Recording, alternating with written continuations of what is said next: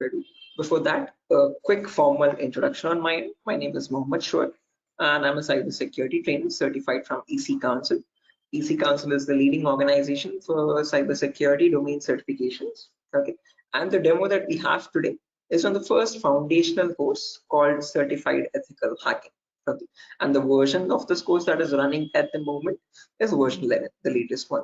Okay, so again, before we get started, this is a common question that I usually ask students, again, to understand their perspective on this topic. So again, guys, don't worry, even if you don't know the answer, or if you're not sure about it, still just try to initiate, and let's keep the session a bit interactive and fun rather than just keeping it one-sided. So a quick sample question, like, according to you, in your perspective, what do you think hacking is? Anyone? Again, guys, don't worry, I am not asking for any definitive answers or exact to the point answers. Whatever comes to your mind, okay, whatever you think hacking is, please let me know. Anyone?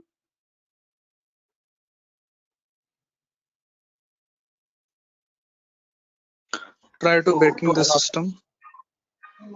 Trying to breaking the system, is that breaking, right? I mean, did I get it right? Break into To the access system? Yes, try to to access your personal things like computer, mobile. Oh, okay, trying to break into the system Uh, or access personal things. Unauthorized access to the system or data. Unauthorized access to the system or data. That's a great answer. Again, all answers are perfectly right. There's nothing wrong with them. Perfectly correct answers. Anything else, guys? Does anyone else want to add anything to it?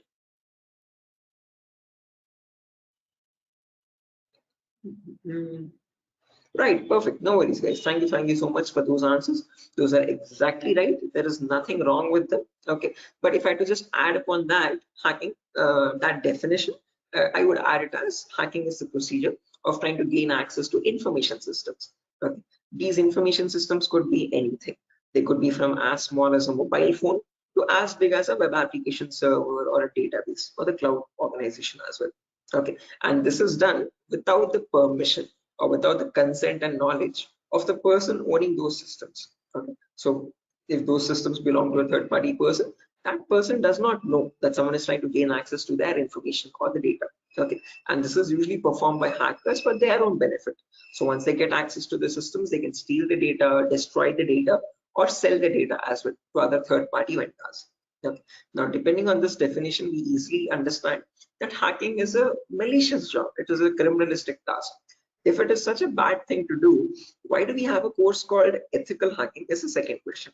Because ethical is something which is legal, which is allowed. And how can it stand beside the word hacking, which is completely contradictory? So to define ethical hacking, on the other hand, this is the procedure of trying to find vulnerabilities. Okay, a vulnerability is nothing but a flaw or a loophole in the information system. So usually manufacturers might make mistakes somewhere here or there in the coding of the application. Okay, so that gives rise to something known as weaknesses in the information system, or in technical terms, it is also called as vulnerabilities. Okay, and this vulnerability finding, or the process of trying to find these vulnerabilities, is done with the consent and permission of the organization. Okay, so this is done in order to report it back to the target, okay, or to the authority, so that they can apply the appropriate patch for it. And once a patch is applied, that vulnerability is closed. It closes the doorway for the hacker to cause any harm. So thereby, with ethical hacking, we're trying to increase the security of the organization rather than cause any harm. Okay, so that is the main difference, guys, between hacking and ethical hacking. Where in hacking, we are trying to find, again, the hacker tries to take advantage of those vulnerabilities and tries to get information access. But in ethical hacking, you're trying to find those vulnerabilities, you're trying to report them back to get them patched so that you can increase the security. Okay, so I hope these two definitions are clear, guys. Again, if you have any questions, or if you have any queries, or if you want me to repeat something, please do not hesitate to let me know. Okay, feel free to interrupt me at any certain point. Okay, so now, depending on these two definitions, guys, of hacking and ethical hacking, we can categorize the types of hackers. So basically, there's three types. There's someone known as a black hat hacker, a gray hat hacker, and a white hat hacker. A black hat hacker can also be termed as a cyber criminal who performs hacking for his own benefit, okay, or sometimes even just for fun, without asking for consent. On the other end of the scale, we have the white hat hacker. Okay, white hat hackers are also known as ethical hackers or penetration testers. These are the people who abide by the laws and policies of the organization, and they work hand in hand with them to find the vulnerabilities and report it back. They do that so that they can secure the infrastructure rather than causing any harm.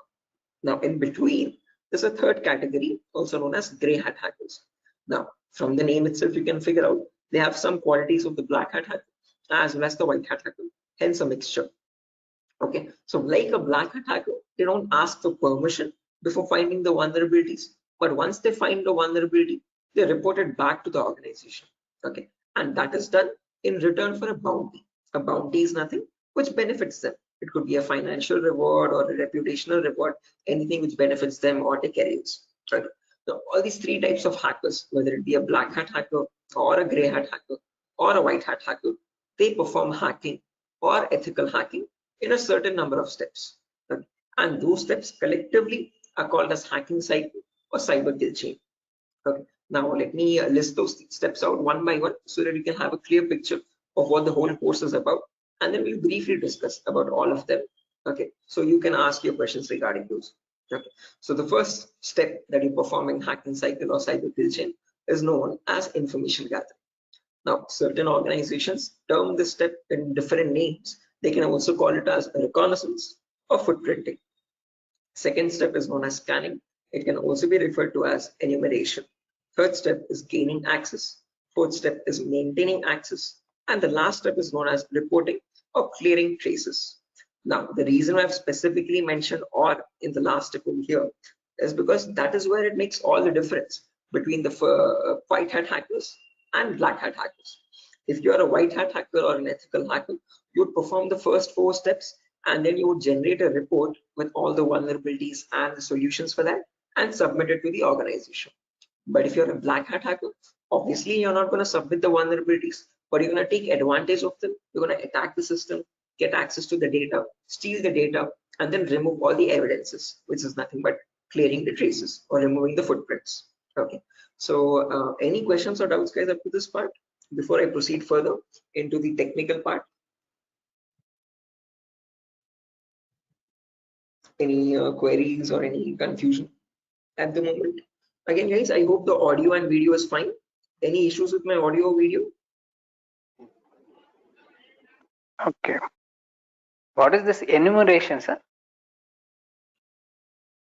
Again, yeah, we'll be coming to that, guys. We'll discuss each of these steps one by one so you have a better understanding of what all of them are. Okay, at the moment, until now, here there are no questions, right?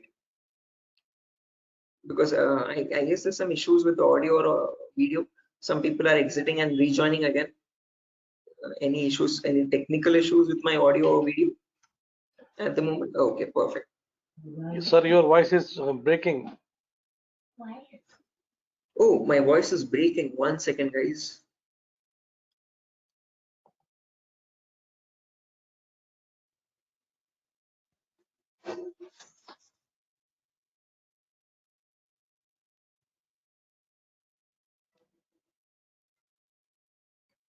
Okay, hello, 1 2 3, hello, 1 2 3. Now it is Guys, okay. it's okay, right? Right, perfect. Clear, sir. Right, let's proceed now, guys, and understand each of these steps one by one so you have a clear picture of what they are. So the first step is information gathering. Again, as the name itself suggests, this step involves the hacker or the ethical hacker to gather as much data as possible about your penetration testing target. Okay, and all this information is gained passively. What I mean by passively is that you get this information from other third-party sources rather than contacting the organization directly. Okay, so for example, if I have a target like Wipro.com, about Wipro.com, I'll start searching online for all the material for it, okay, or the data regarding Wipro.com servers. Okay, the main question is, what kind of data are we talking about over here? And this is the information that we require. So firstly, we try to figure out all the IP addresses and the range of IPs used by the Wipro's main servers or the secondary servers. Then the who is records to understand who is hosting Wipro.com and since when has it been hosting itself.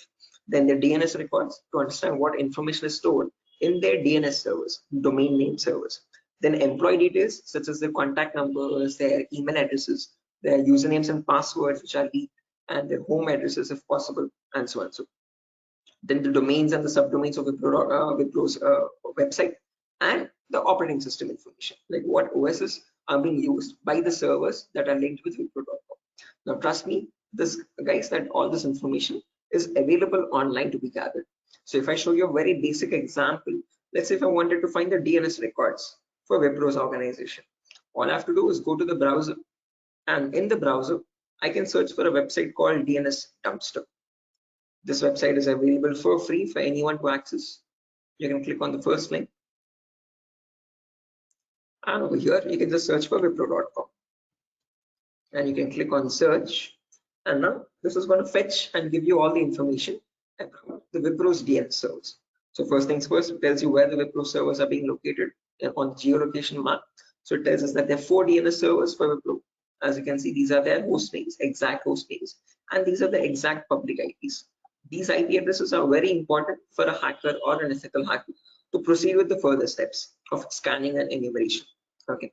After that, we can see that there's the host record telling us what are the Wipro servers IP addresses and the subdomains IP addresses. So this is the main Wipro.com server, which is being hosted on the IP 66.7.148.227.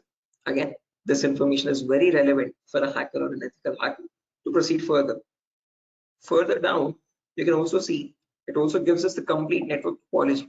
So this is how Wipro servers are connected to one another, and we have the whole network topology with the host names and their IP addresses. Okay, so this is basically whole Wipro's organization main server data. So again, this data is readily available, guys, for anyone to be accessed. That is not the vulnerability. Wipro themselves manually give out this data so that everyone around the world can access their servers. If this information is not given out, not many people will be able to access Wipro services and the website. Okay, the giving out of information is not wrong over here, but not checking if the information that you're giving is secure or not is the vulnerability. Okay, so we have to see that whatever Wipro is disclosing, all these servers one by one are completely secure. Okay, after information gathering is done, then we go to the next phase, which is known as scanning or enumeration. Now, one of you asked me what scanning or enumeration is. This is nothing but trying to get some extra information about the target by making active connections. What I mean by active connections is that you will directly connect to Wipro servers, and from them you will try to fetch the information. Okay. Similarly, when we talk about enumeration, that is about gathering as much information as possible about all the services that are running on the target organization. So in a Wipro's organization, you might have DNS servers, DHCP servers, SNMP servers, Telnet servers, SSH servers. These are the multiple servers, multiple web servers, or multiple other organizational servers. So about each of that server, you need to get information, like what version of services are they running and what applications are they running. So enumeration is trying to gather information about all the servers one by one by making active connections with them. Okay, so you're directly going to ping those servers and you try to fetch the information from them directly rather than contacting any third-party organization. Now, when we talk about scanning or enumeration, there are 3 types of them. There's something known as network scanning, then port scanning, and then finally vulnerability scanning. In network scanning, we can try to figure out on the target network what all devices are active. Okay, so what operating systems are they using, what servers are available, what client operating systems are there. So trying to understand what all devices are they using, IDS, IPS, routers, switches, what all devices are there. On those devices, then you perform port scanning. Port scanning is where you try to figure out what ports are open, and on those ports, what services are there running. Okay, what applications are there running. Then finally, you perform vulnerability scanning to figure out on those services, are there any vulnerabilities? Are there any weaknesses that you can attack on? So during this phase, we'll be using 2 important tools called Nmap and Nessus. So if I just search for enable Nessus over here, this is the tool that is used in organizations as well. So if I click on the first link, as you can see, this is Nessus Professional. If I click on buy, it's around $4,000 for 1 year subscription. Okay, quite an expensive tool, and this is the same tool that is used in real-time scenarios. So we'll be working on the same tool in our classes as well. We'll try to understand how to use this tool and how to run or perform vulnerability scanning. The reason why I'm showing you all this is just to make you understand that we will be using real-time scenario tools. Okay, whatever is used in organizations at the moment, we are up to date with those tools. Okay, after if I show you example, as you can see, I have the Nessus installed on my system over here. I'll show you how you can install on your system as well, and you can see you can perform various types of scans, and once you scan a system, it shows all the vulnerabilities one by one, the critical vulnerabilities or medium vulnerabilities, information based vulnerabilities. Again, don't get too confused, guys. We'll again learn how to understand this report. What are these vulnerabilities? What are these different levels of vulnerabilities? We'll understand all that. Okay, but basically Nessus is a tool which can perform network scanning or port scanning and try to understand what vulnerabilities are there on each and every system. So this is an automated tool. We'll learn how to perform automated testing and get a report from it. Once you get a report, you need to perform manual testing also. Okay, and that is nothing but our next phase, which is gaining access. Okay, so this is a huge concept. It covers a vast variety of topics, guys. We'll discuss them one by one. Okay, so the first topic that we'll be learning in gaining access is system hacking. So in system hacking, we'll understand how we can crack or bypass a Windows operating system password. So if you have Windows 7 or Windows 8 or Windows 10 or Windows 11, does not matter. Okay, whatever operating system you have, how do we crack that operating system? How do we get the information about their passwords? If you are unable to get the passwords, how can we bypass authentication and get access to the internal files, is what we learn in system hacking. After that comes malware attacks. Malwares are nothing but, in short, malicious softwares. So we'll practically learn how to create each of these malwares, whether it be viruses or worms or trojans, spyware, whatever it be. We'll understand how malwares are generated and how we can protect our system from malwares. Or if there is a malware already installed, how can we detect that malware and prevent it from running further or causing any further harm. Okay, then there's a bonus topic called malware advanced. This is again not included in the CH curriculum. We have just added it as a bonus topic for students to have better understanding about malwares. In this, we'll be sharing the resources to understand how you can create your own malwares by using Python program. So just in case if you know Python, well and good. If not, also not an issue. We'll be sharing the resources as extra material to understand. So if you are interested in malware development or so, this is a very important bonus topic for you. After that comes network penetration testing. In this, we'll learn all the common network attacks. So in a network, you have multiple, again, devices, IDS, IPS, multiple different types of servers like mail server or DNS servers, DHCP servers, SNMP servers, and so on. So we'll understand how to check for vulnerabilities on each of these servers. Along with that, we can perform a few attacks as well. Sniffing attack, man in the middle attack, denial of service attack, or distributed denial of service attacks, DDoS. Okay, and hacking Wi-Fi routers, trying to crack the password of Wi-Fi routers and getting access to those routers. All this comes under network penetration testing. Okay, all the common attacks that we can perform in a local network. After that comes social engineering, where we learn how hackers create fake websites. Okay, whether it be facebook.com, instagram.com, twitter.com, or flipkart.com. How are hackers creating fake login pages? And from those fake login pages, how are they getting the passwords, credentials? So we learn what phishing attacks are, what are the other social engineering attacks through which hackers manipulate victims into getting their passwords. Okay, so we'll learn all that, and we'll also understand how to prevent these attacks, how to distinguish between a fake page and an original page, and so. After that, we have web application pen testing. In this, we learn all the common vulnerabilities that exist on websites. So again, websites also have some weaknesses, okay, on which attackers can exploit and try to get access to the internal web server data or the internal database data, and so on. So to list out a few, there's vulnerabilities such as SQL injection, cross-site scripting, broken authentication, file upload vulnerability.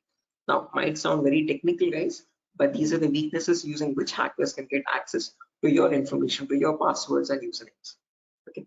After that, finally comes hacking mobile phones, where we learn how we can hack an Android phone and get access to that Android phone remotely. After gaining access is done, then we have maintaining access and maintaining access, reporting and clearing traces, where we learn how we can maintain persistent connections. So if the target is restarting his system or shutting it down and starting after a very long time, how do we get access to that data? How do you still stay connected to the victim machine is what we learn in maintaining access. After that comes reporting of creating traces, where I'll show you how you can generate a report and submit to your client or submit to your organization, or how do you remove the evidences. So this course is designed in such a way where we learn both the perspectives of a black hat hacker as well as a white hat hacker. Okay. And it's designed in a completely practical way, no theoretical nonsense. Every day we'll have a class for 1 hour where the first 20 minutes we'll discuss the theoretical part, understanding what that attack is or how to prevent that attack. And then the remaining 40 minutes we'll discuss the practical part of it, okay, with real-time scenario tools. To list out a few tools, we'll be using this tool such as Nessus, we'll be using Nmap, we'll be using Burp Suite, we'll be using the whole main Kali operating system, okay, which I have over here, as you can see. Okay. Before that, let me show the course content as well, guys, very quickly. So yeah, this is over here, the course content for the whole course. Okay, and the course is for a duration of 35 days, where we learn from the very basics itself. So most of the students ask this as a question, like, sir, are there any prerequisites? Do we need to learn something else separately? No, this course is designed in such a way where even a 10th standard student can come and learn the course for, without any trouble. Okay, because all the prerequisites are included in the course itself. So before we dive into the advanced concepts, there's a few prerequisites which we will cover. The first few introductory classes. First things first, we learn about networking basics. We learn what IP addresses are, what are IPv4 addresses, what are IPv6 addresses, what is a DNS server, what is DHCP server, all the important protocols, what is TCP protocol, what is UDP protocol. We'll discuss all that in networking basics. Then we'll jump into virtualization. Okay, virtualization, because as you can see over here, I'm running my Windows 11 operating system. On top of this, I'm running my Kali OS. Kali is a Linux-based operating system. Okay, and we need to install this. The reason being, this comes pre-installed with all the penetration testing tools. So for information gathering, web application attacks, password attack, Wi-Fi attack, all these tools are available in Kali Linux. These are not available for you in Windows. So that is why we need to understand how to install this Kali operating system. Okay, and for that we need a tool such as VMware. VMware is a virtualization software. This allows you to install multiple operating systems on the same machine. So I have my Kali OS, I have my Windows 7 OS. All of these are running on my Windows 11 operating system, as you can see. Okay, so on my Windows 11, I can run my Kali, Windows 7, whatnot, as many operating systems as I want. After that is done, then we learn basic Linux and Windows commands, because as I've mentioned, we'll be using Kali Linux. So we need to know how to operate that OS. Okay, so we'll understand what the basic Kali commands are. We'll get familiar or comfortable with the Linux environment, and then we'll dive into the advanced concepts. Okay, so there's a few extra concepts there mentioned as well, as you can see over here: cryptography, reverse engineering, IoT, cloud security. These are not mentioned in the presentation for us, but these are all the topics that we'll be covering. Okay, the whole course duration is around 1 month, guys, 30 to 35 days, and we'll have a class from Monday to Friday onwards for every day for 1 hour. Okay, and the timings will be same. We'll have timings at 8 p.m. Every class will be recorded, and you'll be getting the recordings as well online, which we will have permanent access to. So just in case if you're missing out any class, you can access the recordings whenever you want. Okay, if needed, we can take backup classes as well on Saturdays and Sundays, just in case if there's a lot of absence. Okay, so yeah, that's that, guys. A quick introduction on what the course is and how long the duration of the course is. If you have any questions, you can shoot at me right now. Please let me know, guys. Any queries, anything that you want me to repeat or so. Can you hear me?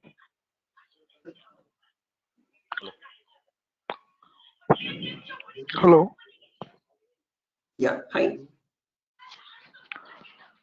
Sir, why we use that websites that you show before this PPT? Sorry, Yogesh, I didn't get your question. Can you please repeat? Sir, we as you said that we use some websites for ethical hacking. So that website that you opened before this PPT, I'm asking about that Yeah, website. the DNS dumpster website, as you can see over here. This is for information gathering, trying to gather information about any certain client. So before we perform hacking, it's very necessary that we know all the data about that organization or the data about that target. So in order to get that data, we have to visit these third-party websites. Okay. Sometimes your organization might not give you that data sufficient for us. Okay. That is why we need to gather that information from other third-party sources, websites like DNS Dumpster and so on. Okay. The more the data you have, the more possibilities you have to attack the system. Okay. The more attack vectors you can find or possible paths you can find to attack the system. Okay. So that is why it is necessary to access these websites and get the data about our target from these websites. Okay, okay, so understood. Right. Any other questions, guys?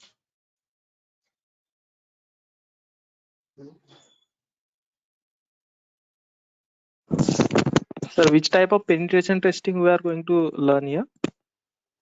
Again, CEH is a very comprehensive course, guys. We're not going to be going into any advanced level penetration testing, but we will learn all the kinds of, whether it be web application pen testing or network penetration testing or system hacking or Android pen testing. We'll be covering the basics of all of them.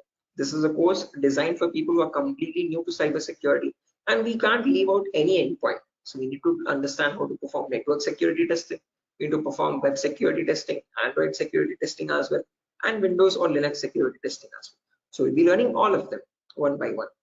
Okay, we'll be covering each and every endpoint that is left, as you can see over here in the course content. Okay, but as I've mentioned, we won't be going in depth of all of them. We'll learn how to check for security vulnerabilities, basic vulnerabilities, and how to remediate them, how to remove those vulnerabilities. Okay, if you want to learn about any advanced after CEX is done, then you can go with advanced courses such as web application pen testing for bug bounty. This course is specifically designed only for website security testing. So in this, we'll be going with OWASP Top 10. Okay, this is an organization which gives you the list of necessary vulnerabilities that you have to test for, and this course only focuses on web applications, nothing else. Okay, so after CEX is done, then you can choose a specific domain, and depending on your interest, you can choose your specialization. Okay, whether it be website security or Android security or network security or cloud security and so on. So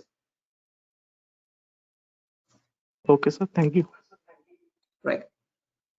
Any other questions, guys? No, sir. Right.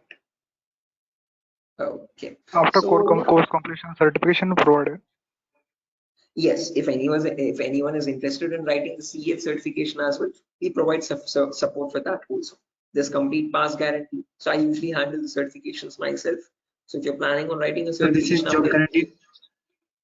this is what? Sorry. Job guarantees. Sorry, I didn't get you guys. Can you please repeat that?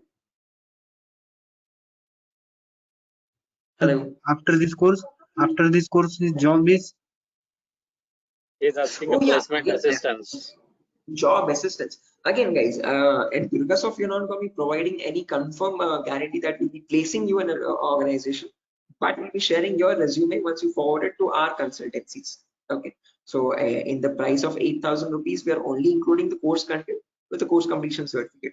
And if you're planning on writing a certification, we will give you certification support as well. Okay, so at that price of 8,000 rupees, we are not in contact with the complete job placement facility, but we do have few consultancies where we can give you your resumes too. Okay, once you're done with the resume preparation, I'll be helping you out in understanding how to create a resume as well, depending on a cybersecurity profile. I'll be also sharing the common interview questions, and I have a few references as well to whom I can forward your resumes. Okay, and again, we will be giving you the interview calls, and you can start attending interviews over there. Okay, again, it depends on your skill set and your practice on how well you do the interview. So we don't guarantee anything, but we will definitely show you where you can start applying. If it's necessary, I can just give you one source now itself. You can, after your course is done, this is the common website that I usually suggest for students, jobs.null.community. This is a website only specifically for cybersecurity job roles. Okay, nothing else. As you can see, null jobs. This is the website. Okay, and these are all the different domains, and you can start searching over here. So if you're a complete fresher, just click on freshers or internships, and these are at the moment these are the available placements. Okay, so for internships, okay, if you're not into internships, you want a specific job role, you can start applying for VAPT, vulnerability assessment and pen testing. These are the ones at the moment for cybersecurity. After the course is done, you can start applying over here also. So this is one website that I suggest to most of the students once the course is done, to start applying for jobs. Okay. So again, how well you do, it depends on your skill set and your practicing, guys. Okay. And this website is specifically only for cybersecurity jobs, nothing else. Okay. Any other questions, guys? No, sir. Thank you. Right. Again, if you practice properly and if you're done with the course, guys, and if you're thorough with all the concepts, getting a job in these portals is not that tough. Okay, there's a lot of students from our previous batches as well who have searched for jobs in this nuns.job.co.in and they found their internships and their jobs. Okay, so again, as I've mentioned, once you sit for the interview, it's all on you. Okay, so it depends on your preparation of how well or bad you do. So we can't guarantee anything. Okay, because that's on your skill set, but we can at least show you where you can start applying for jobs. Okay, so yeah, that's that, guys. Nothing further for our session today. And yeah, if you have any queries, again, over here is my number, just in case if you have any queries, technical queries, you can let me know. This is the number over here, 7680069. Hello. 768. Hello. Yeah, I can hear you. Prabin, I can hear you. Yeah. So I just wanted to know. Actually, I'm a working professional. Right. I'm working on the front end side, but wanted to move into this domain. So, what suggestions could you, give me on that side? Again, saying I would recommend if you're completely new to this domain, go with Certified Ethical Hacking, CH version 11. This is a foundational Okay. course for people completely new. So you'll be learning everything from scratch. After that is done, if you possible, if time and financial permits you, you can write the certification as well from EC Council. So there'll be a CH examination for 125 questions. Okay, and if you give 75% of them right, you get certified from EC Council. You get a certificate from the US organization. Okay, so that adds edge to your resume. If not, if you are not, again, certification is quite costly. It's around $500. So if you're not planning on writing the certification, I would recommend doing some extra advanced courses as well after CH is done, and then add that at least to the resume to build some edge again. Okay.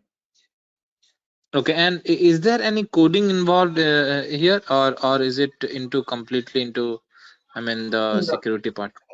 not at all. In CEH, you don't have any requirement for coding level language. But if you're planning on going for some advanced courses like web application pen testing or profile security testing, there you might need to have some basic knowledge. Okay. So when we talk about web application, it is necessary that you have basic knowledge on HTML and JavaScript. Okay. But when we talk about CEH, the foundational course, for this we have no requirement for any coding level language knowledge. Okay, and what kind of roles are we can apply after the completion of this course? Like someone is if having 5 years of experience and he has transited into this particular cyber security, what kind of roles would be available? Again, as you can see over here, these are the roles that you can start applying for. VAPT assurance lead, VAPT senior security analyst, cyber security consultant. These are all the job roles. Penetration tester, security analyst, or monitoring job roles, and so on. Vulnerability Okay. assessment tester. These are the job roles you can start applying for. Okay, cool. Thanks. Right. Any other questions, guys?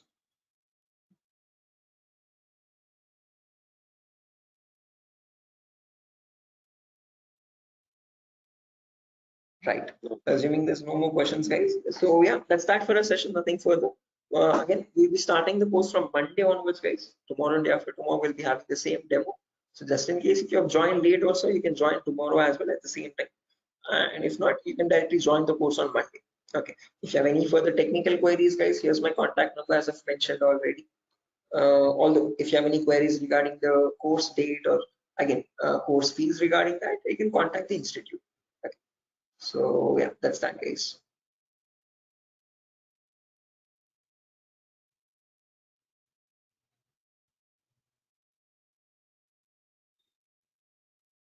Sure. So I'm gonna be exiting, guys. I hope you have enjoyed the demo. And yeah, if there's any queries, please do let us know how we can help you. Okay. Have a good day, and I'll see you soon. Bye bye.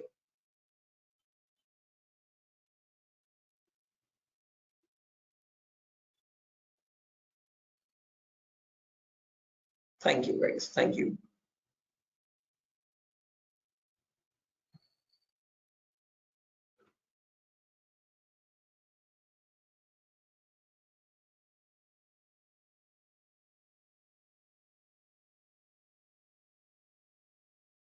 Okay.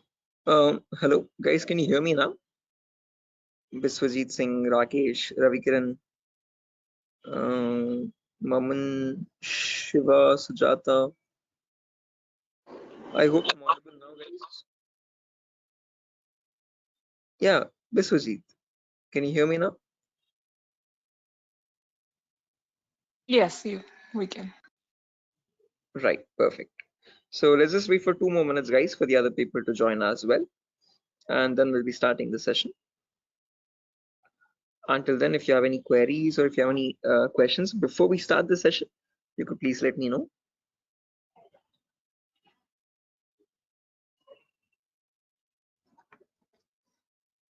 So, Yes, I excuse can me, hear sir. you. Yeah. So is this the same demo was on Sunday? Yes, the same demo itself, guys. Oh, okay. I have attended on Sunday, so I thought it would be some different or what. No, Okay. it's the same demo, guys. A shorter version of that same demo. Again, we'll be starting the live classes, or the course is going to start from Monday onwards. So just in case we're planning on joining the course, you can join from Monday. The first class will be on networking concepts. Okay, thank you, sir. Tomorrow as well, we'll have one last demo. So Thursday and Friday, today and tomorrow will be the last demo sessions, just in case if students have missed out the previous demos, they can join. It's one last chance for them. And then from Monday, we'll be starting the course itself. Yeah, okay. So just in case, guys, if there's anyone who has already attended this demo session, again, just a heads up, this is going to be the same demo. It's not going to be any different from the previous ones. Okay, this is just backup sessions or backup demos for people who could not join earlier. Okay. Okay. Thank you, sir. Sure.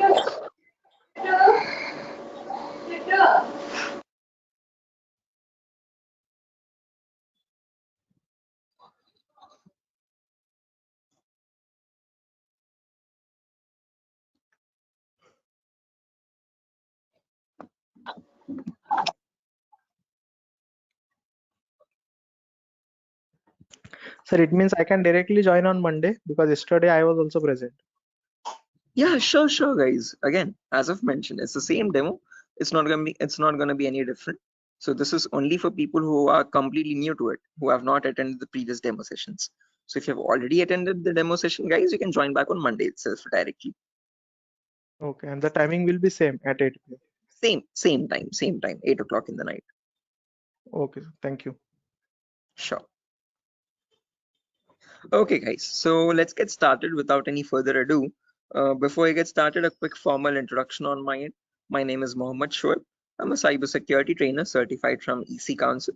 EC Council is the leading organization for cybersecurity domain certifications. Okay, and one of the courses that it provides for people who are completely new to this domain is Certified Ethical Hacking version 11. This is the latest version of the course that is running at the moment, and this is a course designed in such a way for people who are completely new to this domain. So if you have no knowledge about what cybersecurity is or what hacking or ethical hacking is, this is the course to get started with. Okay. So before I proceed further, this is a common question that I usually ask all the students just to understand their perspective on this topic. So again, guys, let's keep the session a bit interactive and fun. So my first question to you is to understand what your perspective is on hacking. So again, not asking for exact definitive answers, guys, but just to understand your view on it. Okay, so whatever comes to your mind, please do let me know. In your terms, what do you think hacking is? Anyone? There's Biswajit, there's Maman, Rakesh, who else? Shafiuddin, Shiva. Hello. Yeah, Biswajit, I can hear you. Sir, actually, according to me, hacking means to hack the information of organization or any systems. Right, yeah, hacking information or getting access to the information of organization systems. That's a good answer, Biswajit. Anyone else, guys, who wants to add anything to that? That's a perfectly right answer. There's nothing wrong in it at all. Perfectly all right. Any other additions to that, guys? Anyone who wants to append anything to that answer?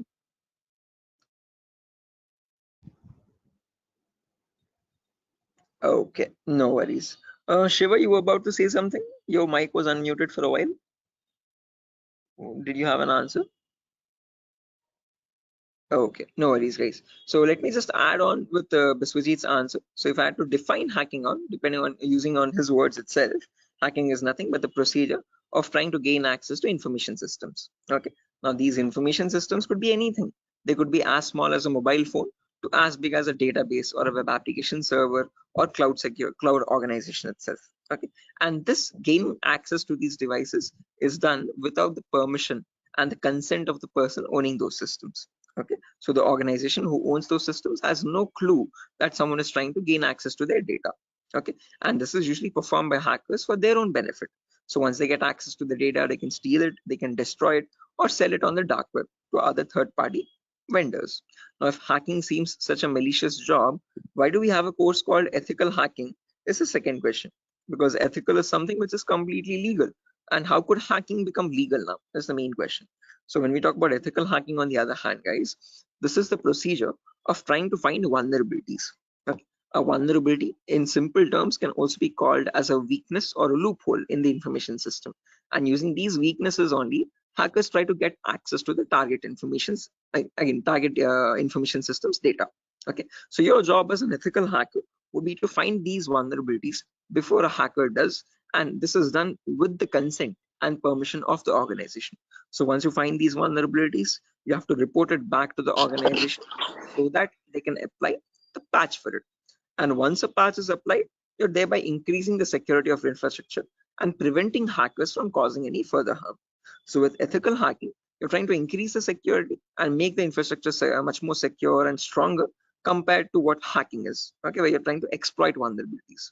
Okay, so you see, are these two definitions clear, guys? Like what is hacking and what is ethical hacking, and how are they different from one another?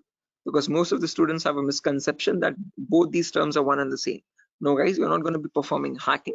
We'll be learning ethical hacking in the course. Okay, we won't be exploiting the vulnerabilities, but we'll see how to search for them, how to find them in an organization's systems, and how to report them back to the organization. Okay, so that we can prevent hacking from happening. Now, depending on these two terms, guys, we can categorize the different types of hackers as well. So we have someone known as a black hat hacker, then we have someone known as a white hat hacker, and in between there's someone known as a gray hat hacker.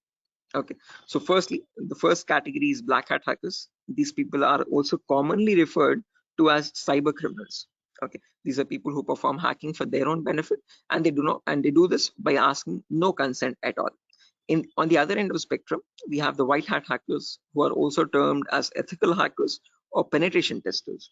Now, these people perform ethical hacking, or in simple terms, penetration testing, to find all the vulnerabilities in the organization. And they do this by asking for consent and by following all the laws and policies set by the organization. So they do not cross any line, they do not perform exploitation of any vulnerabilities, they only work to increase the security of the organization. Now, in between white hat hackers and black hat hackers, there's someone else known as a gray hat hacker. Now, as the name itself suggests, these people have both the qualities of black hat as well as a white hat hacker. Like a black hat hacker, they don't ask for permission before finding the vulnerabilities. But once they do, once they find the vulnerability, like a white hat hacker, they report it back to the organization. Okay, they don't take advantage of it, they don't exploit it and try to attack the system, but they report it back so that they can help the organization. But it's a give and take relationship, so it's a there's kind of a bargain over here. Okay, the catch is that these gray hat hackers ask for a bounty in return. Okay, a bounty is anything which benefits them, so they could ask for some prize reward, or they could ask for some reputational reward, anything which benefits their career and profile. Okay, and that is why in simple terms they are also known as bug bounty hunters. They find bugs in return for a bounty. Okay, so they are hunting for bugs. Okay, now all these three types of hackers, whether we take black hat hackers, gray hat hackers, or white hat hackers, they perform hacking or ethical hacking in a certain number of steps. Okay, and they follow a procedure, a systematic procedure. That systematic procedure is known in simple terms as hacking cycle or cyber kill chain. Okay, various organizations categorize these steps into various numbers, but if I had to summarize it up, there are 5 important steps in hacking cycle or cyber kill chain. Whether you take a black hat hacker, or a white hat hacker or any kind of a hacker, he needs to follow the same procedures as well. Okay. Now let me list them out first, and then we'll discuss in detail about each of them, so you have a clear picture of what the whole course is about. Okay. So the first step is known as information gathering. It can sometimes also be referred to as reconnaissance or footprinting. So they are one and the same term, guys. Don't get confused. Various organizations use various terminologies, but whether you hear information gathering or reconnaissance or footprinting, all the three terms are one and the same. After that, you have scanning, which can also be referred to as enumeration. Then you have gaining access. Then you have maintaining access. And then finally, there's a reporting or clearing traces.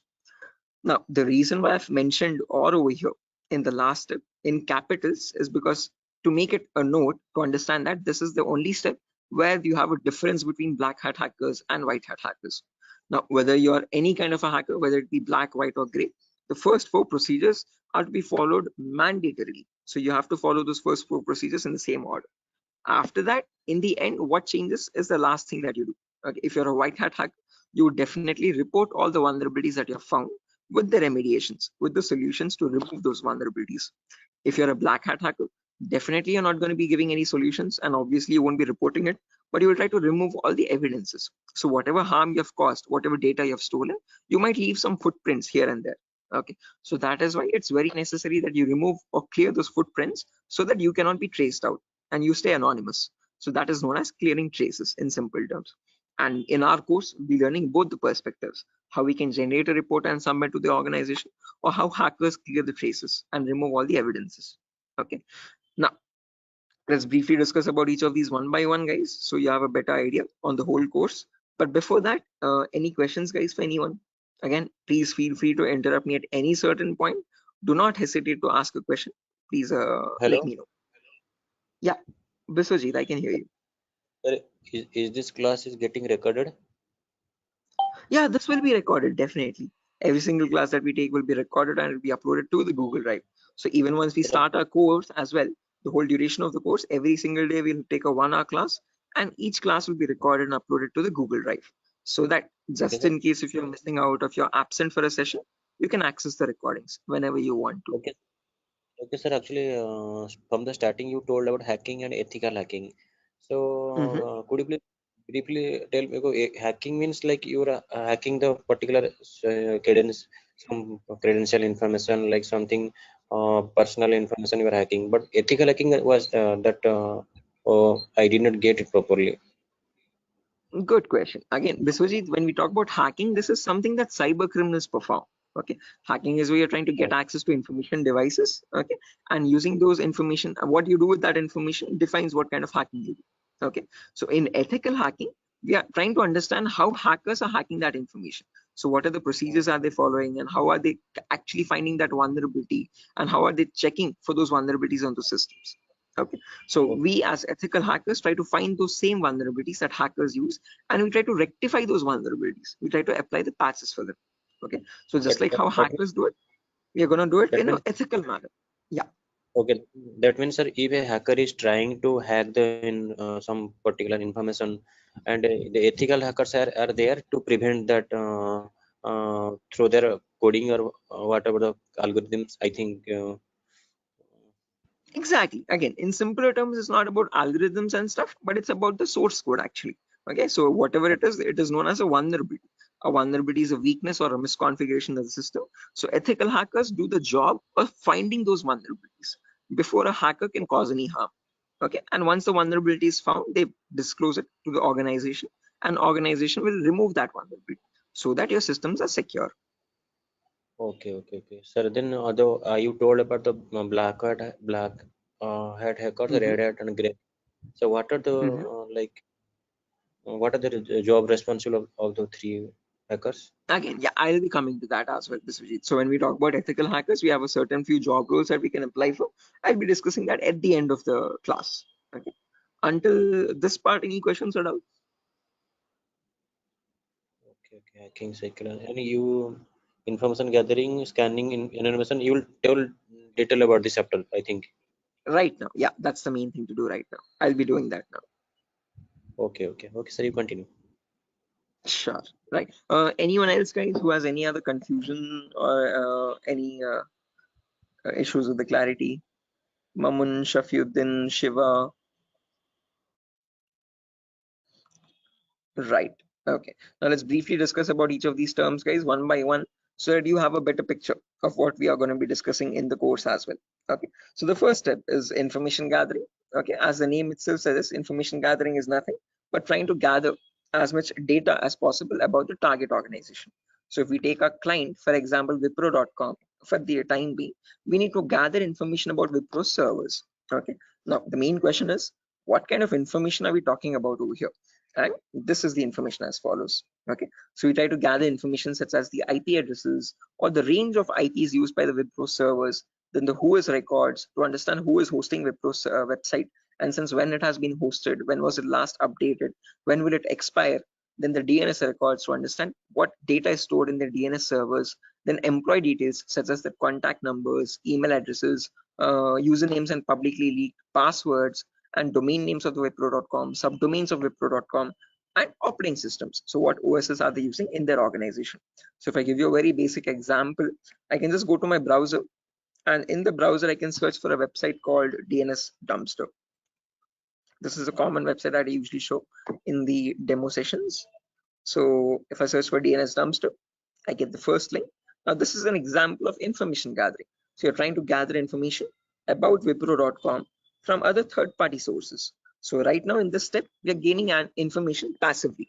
What I mean by passively is that we are not contacting Wipro.com directly, but we're trying to gather information about Wipro.com from other third-party sources, such as DNS Dumpster. Now when I click on search, I can notice this gives me all the information about Wipro's DNS servers. Okay, so at the moment Wipro has 4 DNS servers with these host names and these exact public IPs. So these IP addresses are very important for a hacker or for an ethical hacker to proceed further in the further steps of hacking. Okay, after this information is given out, we can see the mail servers, we can see the DNS servers, we can see all the host records, which are nothing but the main servers of Wipro.com, the main domain name and the other subdomains, and their exact public IPs. Scroll down much further and you can see the whole complete network topology. So this is how Wipro's servers are connected to one another. Okay, so these are all the servers of Wipro. Okay, the main domain and all the subdomains, and the mail servers also, mail or DNS servers. Okay, so this gives us complete information of all the endpoints that you have to test for complete security of Wipro. Okay, now this information is given out by Wipro itself. It needs to be given out. It is mandated so that people can access their services. Okay, what that is not the vulnerability, guys. Giving out the information is not the vulnerability, but not checking if each of these endpoints are secure or not is the vulnerability. So a pen tester or an ethical hacker needs to check for each and every endpoint and see to that that on each of these servers there are no unnecessary ports running or unnecessary services running which are having vulnerabilities. Okay, so now next comes the scanning phase. So after you gather information like this about a target organization, then we go with the scanning phase. Okay, scanning is where we get some extra information by directly contacting the servers. Okay, so to gather more information by making active connections with the direct target. So in this phase we'll be using 3 types of scanning. There's network scanning, port scanning, and vulnerability scanning. In network scanning, we try to figure out on the target network, on the target organization, what all devices are being used. So if we take Wipro for example, in Wipro's company or in Wipro's office, what all devices are being used, what servers are they using, what firewalls are they using, what IDS, intrusion detection systems or intrusion prevention systems are they using, and what all services are they using, DNS, DHCP, and so on and so. Okay, once we know that, then we perform port scanning to figure out all the services as well and their version details. So if they're using DNS service, what version of DNS are they using? If they're using mail services, what mail services are they using and what versions are they? Okay. Finally, perform vulnerability scanning to find the weaknesses on those servers. So if there's any application with an inbuilt weakness, or if there are any misconfigurations like weak password or default unnecessary ports open, all that comes under vulnerabilities. So we scan for vulnerabilities by using some automated tools. Okay. So if I go to the browser now, I can show you one of the very important tools, which is Tenable Nessus. So this is the same tool that is used in organizations, guys. As you can see over here, quite an expensive tool as well. If you click on buy, You can say it's around $4,000 or so for 1 year subscription, and we shall be using the same tool in our lab setup in our classes. So let me show you how the tool looks like. Admin password. Yes. So again, default password, default credentials, policies, scan templates. So this is how your Nessus tool looks like, guys. So this is capable of performing your network scan or port scan or vulnerability scan, and gives you the list of vulnerabilities. So once you perform a scan, it shows you in your network whatever devices are there, what vulnerabilities are there on those devices. So it categorizes the weaknesses on the system in 5 levels: information, low, medium, high, and critical. So if a company has any critical vulnerabilities, it means hackers can easily get access to their servers. Okay, so we'll understand how to perform vulnerability scanning, how to know if a system has any vulnerabilities, and if hackers can hack their organization so easily. Okay, if they can hack, how do we provide the solutions is also what we learn. Okay, after scanning is done, then we go with the next phase, which is gaining access. Now this is a huge concept, guys, covers a lot of variety of topics, and these are the topics as follows. Before I proceed further, any questions or doubts up to this part, guys, in information gathering or scanning?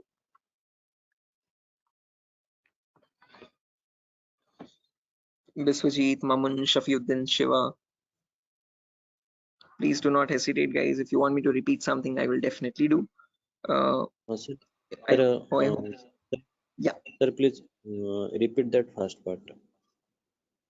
Which one? Like before gaining access, you told about some gathering information. Like I understood that what if their system in vulnerability in the system, so hackers are easily hack that system. So I understood somehow. Oh yeah, in information gathering, again, Biswajit, as I've mentioned, we try to gather information from other third-party websites. So there's websites like DNS Dumpster, Hunter.io. So from other third-party sites, we gather information about the target.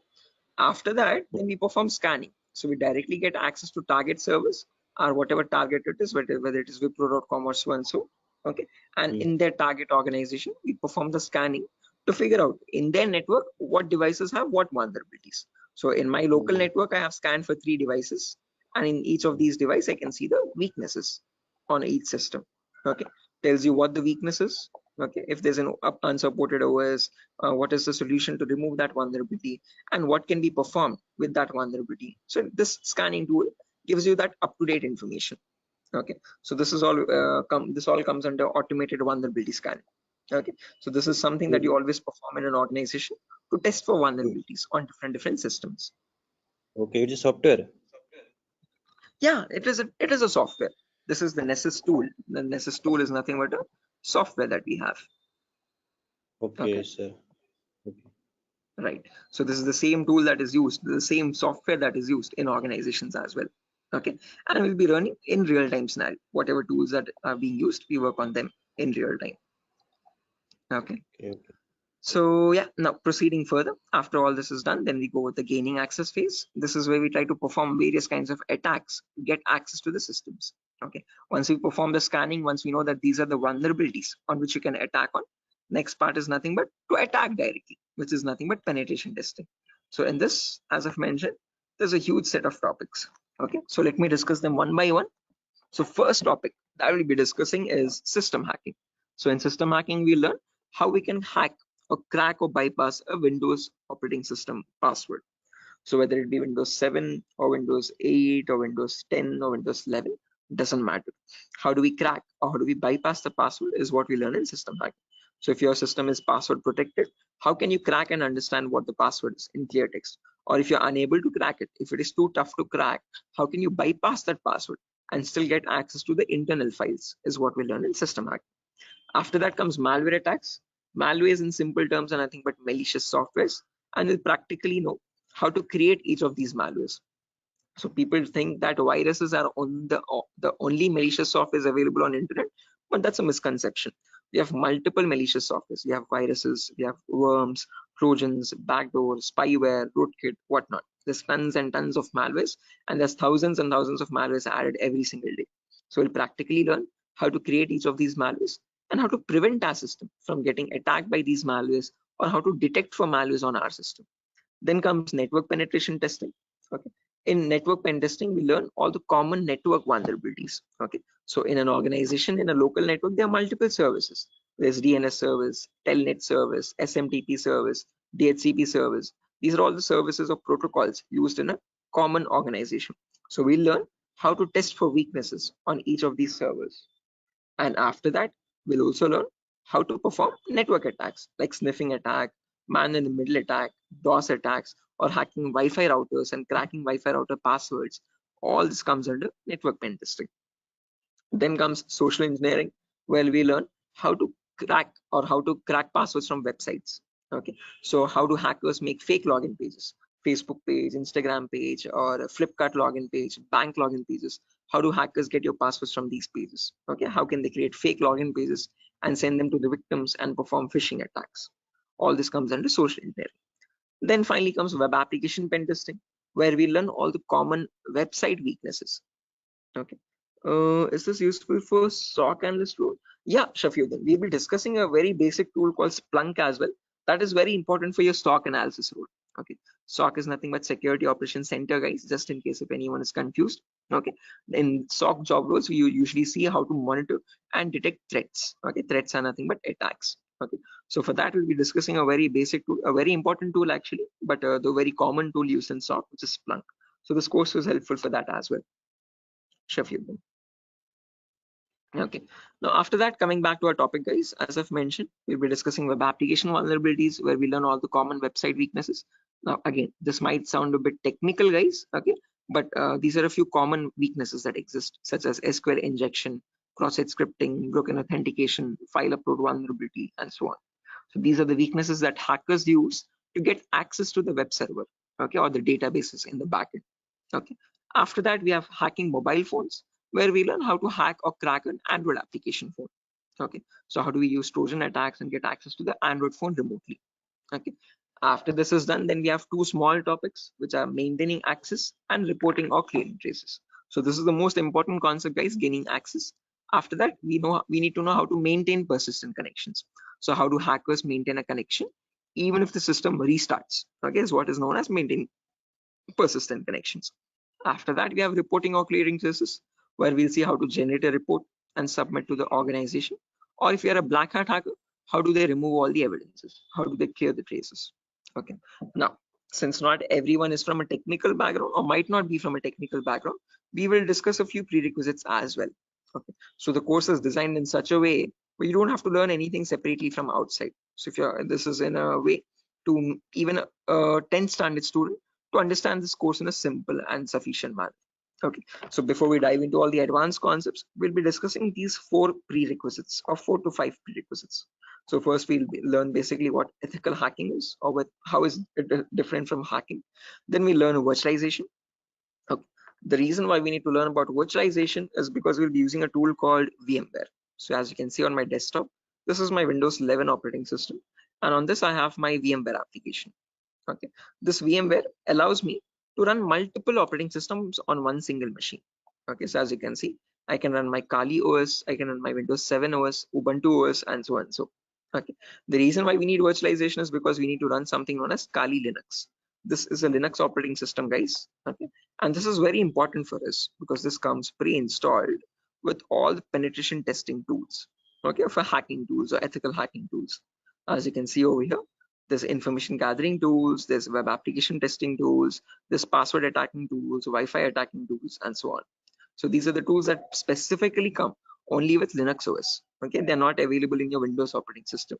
So that is why we need to know how to install this operating system and how to use this out. Okay, again, one good thing is this is completely free and open source. Anyone can download this operating system from the official website kali.org. Kali.org. Okay, so how to download this and how to install this is what we learn in the virtualization class. After that is done, then we will go with basic Linux and Windows commands. So as I've mentioned, Kali is a Linux OS. So we need to understand how to use a Linux operating system. What are the basic commands in Linux and how is it different from Windows operating system?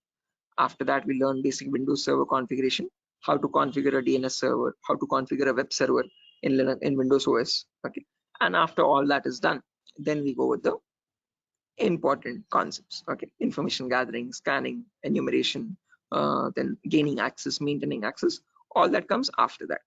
Okay, so until these concepts are done, then you'll be ready for all the advanced concepts. So this is designed in such a way where you don't have to learn anything separately from anywhere else.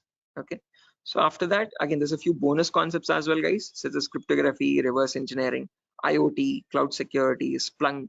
So these are not included in other institutes. Okay, these are a few concepts that we have specifically designed in such a way so that you can proceed further and learn advanced courses as well if you're interested. Okay, so yeah, that's that, guys. Again, one last thing, the whole course is for a duration of 1 month, where you'll have classes from Monday to Friday every day for 1 hour. Okay, and every class will be recorded and it will be uploaded to Google Drive. So just in case if you're missing out any classes, you can access the recordings as well. Okay, so yeah, that's that, guys. Any questions on your end? Yeah, Biswajit, you were asking me one question, asking about the job roles, I guess. So once you're done with the course, you can start applying for job roles like SOC analyst, vulnerability assessment tester, or penetration tester, or again, security engineer, and so and so. Okay, so these are the job roles that you can apply for once you're done with the course. Actually, I have taken this course on. I was just learning this course just to get a job in that ethical hacking, like information security, and in any IT company. So actually, sir, as I came to know that, sir, is there any like coding algorithm required to just like to do such kind of activity in Good ethical question. hacking? Great question. This is a very common question that is frequently asked by students, that do we need any coding knowledge required for this course? Definitely not. So, sir, in CEH we will be discussing again. We will be primarily focusing on Linux operating systems. So we need to know how to use a Linux OS properly. Okay, so that is the only requirement which we will be learning throughout the course. Okay. Other than that, you do not require any coding level language knowledge at all. Okay, so coding or development knowledge is not at all necessary.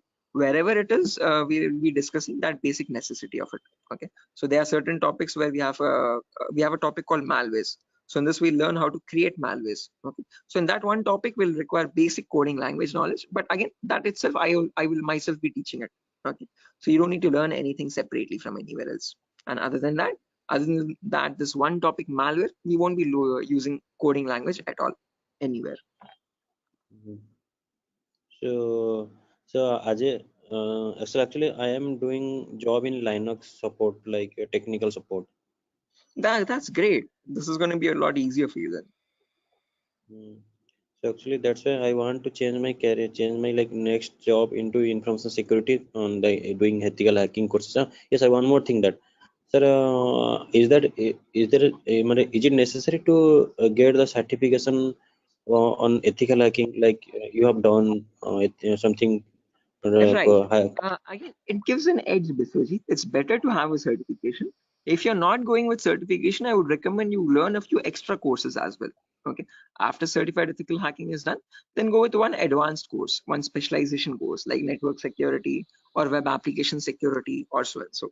So that will add you some much more value to your certification. Okay. So into your resume actually. Okay. So it's better to have certification, but if you're not having certification, just to increase or broaden your skill set, learn an extra course after CH in cybersecurity itself. Okay, there's many streams. Okay, we provide web application security as well, testing. So you can join this course as well, just in case if you're not doing a certification. Okay. Okay. So after that, web application security is another course. Yes. Okay. Okay, sir. In this syllabus, sir, what we will learn totally overall, what we learn, how much we can work in a company. Again, as I've mentioned, CH is the foundational course, so you'll be learning about all the endpoints. So you won't be focusing on one of them, but all the comprehensively all endpoints. So we'll learn network security also, we'll learn wireless security also, we'll learn Windows and Linux hacking also, we'll learn Android security also, and we'll learn web application security also. But in CH, one thing is you are going to be like a jack of all trades, master of none. So you're not going in deep, you're not specializing in any one of the fields, you're learning about all the fields. After that, you can choose one specialization and you can focus on that. You can either go towards web security or cloud security or network security. Depends on your interest. Okay. Understood, sir. Right. Then that will the final and long-term career. Long term, yes. Okay. To get started first, usually in cybersecurity, you usually get monitoring job roles for a few months. Okay. After that, Okay. then you can go into deeper course. Mamun, are you going to teach all security courses? Yeah, I'm the same tutor, Mamun. So after CH is done, if you're planning on going with cloud security or web application security, we provide those as well. At the moment, mobile and network is not included, but just in case, since there's a huge boom, there's a huge requirement for web application. So that also I provide. Okay. Okay, sir. You can go with 1 year experience, Shafiq, not more than that with CEH. But if you like add a few more courses after that, like after CH, if you do web application and also, you can add a couple years experience, like 2 or 3 years of experience as well. Okay, because you need to know more tools with such years, which that huge years of experience. They will ask you what tools you have worked on. Okay, so it's better you have a few knowledge on those tools. So with more the courses, you get more experience with different tools. Okay, sir. So will you please help with practically all the things? Again, the whole course. Oh, is it back-to-back training? Yeah, Mamun. Again, after the CH is done, I usually take separate classes for web application students as well who are interested to join that. Okay, so that will be a back-to-back session directly. Again, yeah, coming back to you, Biswajit, you were asking me something. What was the question again? I forgot. No, actually, I was asking, sir, what, sir? Forgetting. Anyway. I forgot as well, but let me try to recollect. Does anyone else remember, right, guys, what Biswajit was asking? Practical, yeah, good question. So again, the whole course is designed in such a way where it is 20-40 ratio, guys. So out of all the 60 minutes that we have every single day, the first 15 to 20 minutes will discuss the theoretical part. The remaining 40 minutes will discuss the practical part itself with real-time scenario examples. I'm not going to be boring you with theoretical knowledge. Only in the demo class and only in the first few introductory classes we'll discuss theoretical concepts. Once we start from the information gathering, everything is going to be completely practical based. Okay, with tools that are used in real-time scenario. Are you teaching cloud security?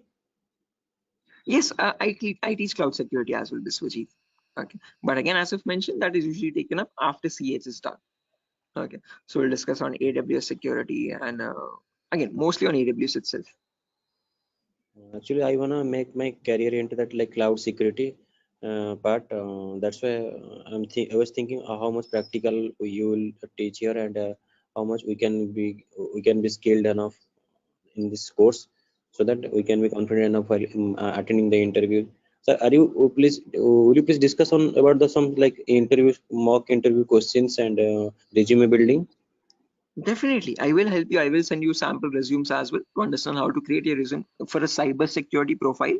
Okay, and along with that, I'll also share the commonly asked interview questions. So I have a PDF document prepared for that specifically, which I share with all the students after the course is done for all the cyber security related interview questions.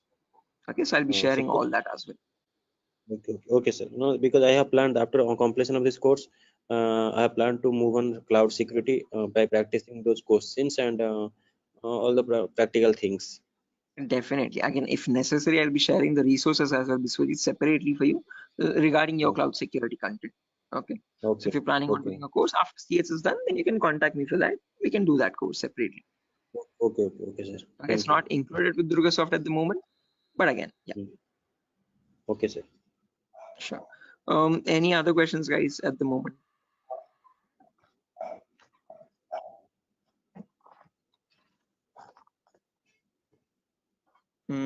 Okay, assuming there's no questions, guys, I'll be ending the session over here. And yeah, that was great interacting with you guys all, Biswajit, especially with you because you have asked a lot of questions. So I hope everything is clear and you have no more unresolved queries. Okay, and now I understood. I will follow that like recording also. If I got any doubts and demo sessions, I will ask you in the next class. Definitely, sure, definitely. Again, guys, if necessary, here's my contact number as well, 76800697768. If you have any technical queries, you can contact me over here. If you have any queries what other technology we should know. Again, Mamun, as I've mentioned, it's better to have Linux knowledge, Linux commands knowledge, and how to use a Linux operating system, and basic networking knowledge. What are IP addresses, what are IPv4, what are IPv6 addresses. If you do not know these also, as I've mentioned, all these are included in the course itself. So these are the prerequisites which are required. But again, I have included them in the course just in case if you're not familiar with them. Okay. So there's no prerequisite for joining the course. All you need is a good laptop to run the practicals. Okay. Minimum requirement would be at least an i3 processor, oldest to oldest i3 processor, and minimum to minimum 6 GB or 4 GB RAM. If you have 8 GB, that is recommendable. Okay. Recommended. But if you have minimum 4, it might hang a bit, but it will work. Okay. So one important requirement is you need a laptop or a device for practicing, because we have a lot of practicals in the course. Okay. So other than that, nothing else is required. Okay. Just interested mindset and a device to practice on. Those are the only two requirements for this course. Nothing more. Okay. All right. So yeah, that's it, guys. Nothing further for the session today. If you're interested to join the course, you can join this from Monday. We'll be having the first class on Monday for networking concepts. Okay. And after that, yeah, tomorrow as well, there's another demo session. So just in case if anyone is planning to join the demo again, you can join it tomorrow at the same time. If not, we'll be starting the course from Monday itself directly. Okay, thank you, sir. Okay, guys. Good day. Thank you for joining the session. It was great interacting with you. And I'll see you soon, guys. Bye-bye. Have a good day. Thank you, sir. Good night. Thank you, guys. Good night.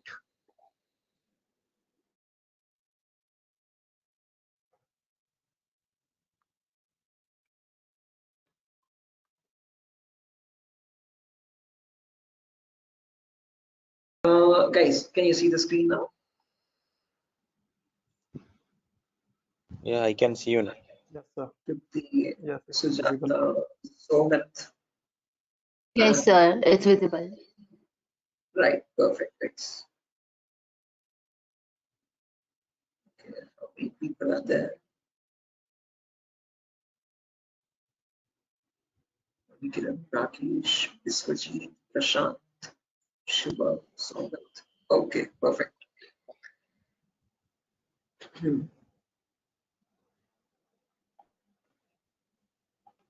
Okay, guys, let's get started with the session without any further. I am already a bit delayed in starting the session, so sorry for that, guys. I was stuck in a work. There was an issue with a security vulnerability actually with one of the organizations, so stuck with that. But anyways, let's get started with our class today. With our first session today will be on basic networking concepts. Before I get started, any issue with my audio or video? Anyone? Is everything fine? Can I proceed Yes, with the sir. class? No, actually, we are getting some like noise. a kind Oh, of there's some issue. background. Yeah, Yes, the we can call it not as a kind of. not clear. Sir. 1 second. Thank you. 1 second. I'll just change my microphone. Just give me a second for that. Yes, yes.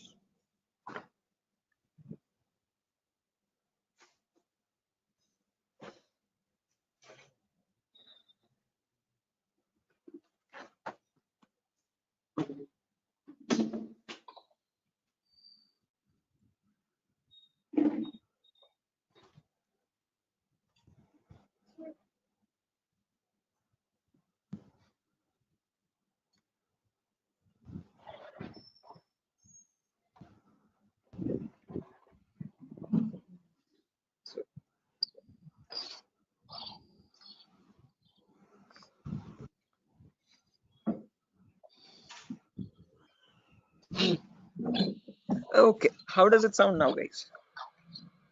It is audible now. Yes, now it is clear. Sort of background disturbance, no kind of issues. Yes, yes. Perfect, perfect, perfect. Okay, guys. So let's get started without any further ado. So as I've mentioned, in today's class, we'll be going with basic networking concepts. We'll discuss what IPv4 addresses are. Okay. So before diving into IPv4 addresses, let's try to understand what a network is and what a host is. Now, these are very two simple words that you keep coming across every single day. Okay.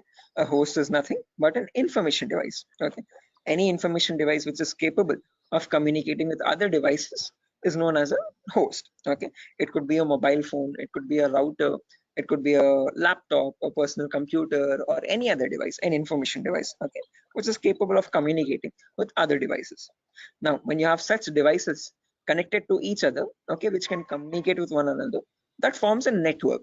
Okay, so a network is a collection of hosts which can communicate with each other and transmit data. Now, just like how we humans communicate with one another, we have our respective names. Okay, I can address you by your name. You can call me by mine, okay, and we can communicate with one another. We have our unique identities, okay.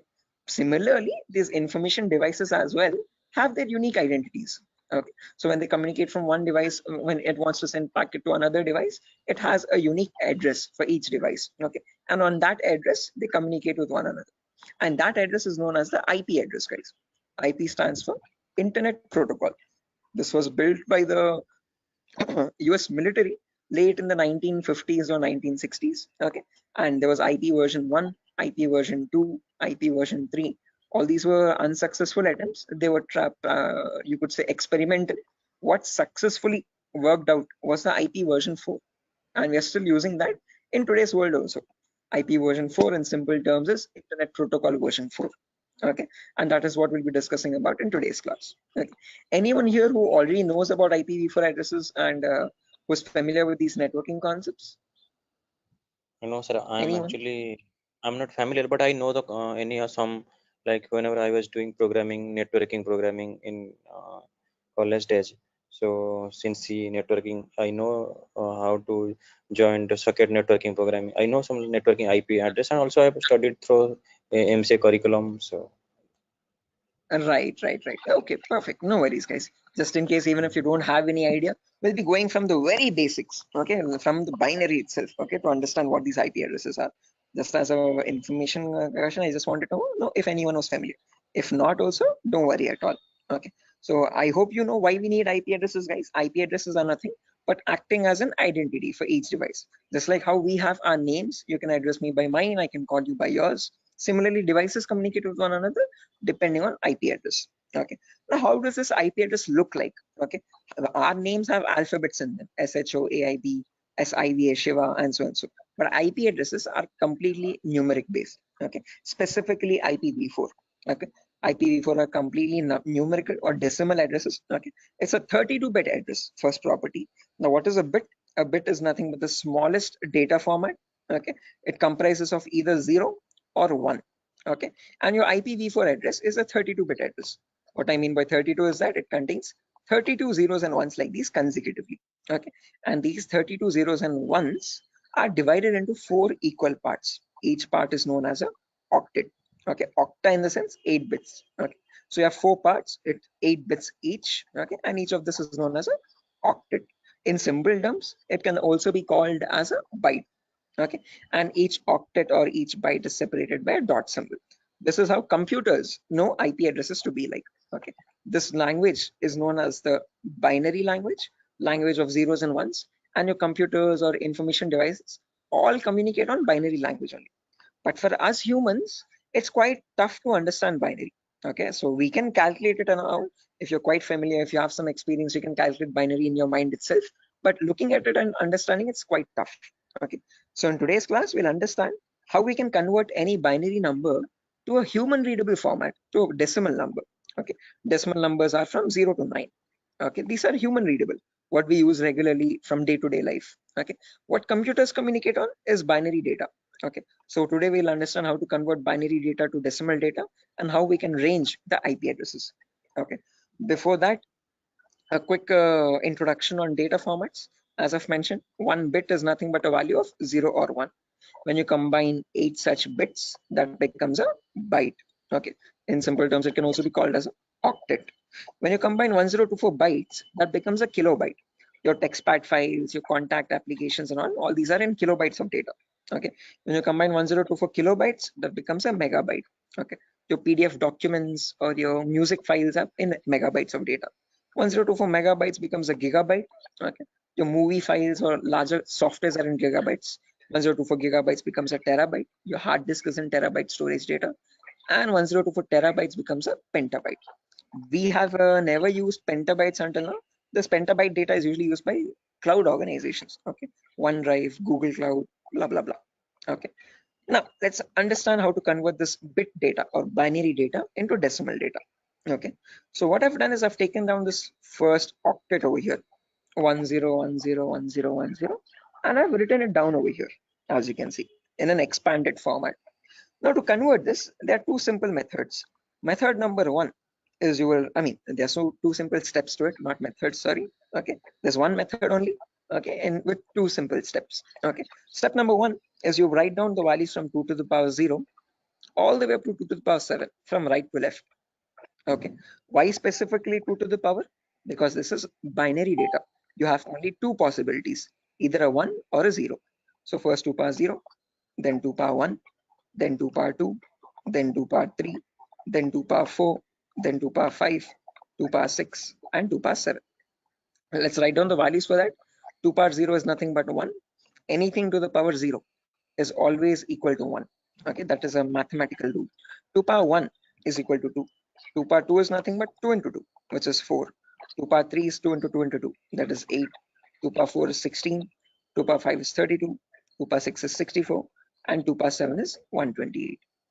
Okay, now to convert this number, all you have to do is, just a second guys, let me open up Zoom so that I can draw on the screen. Give me a second.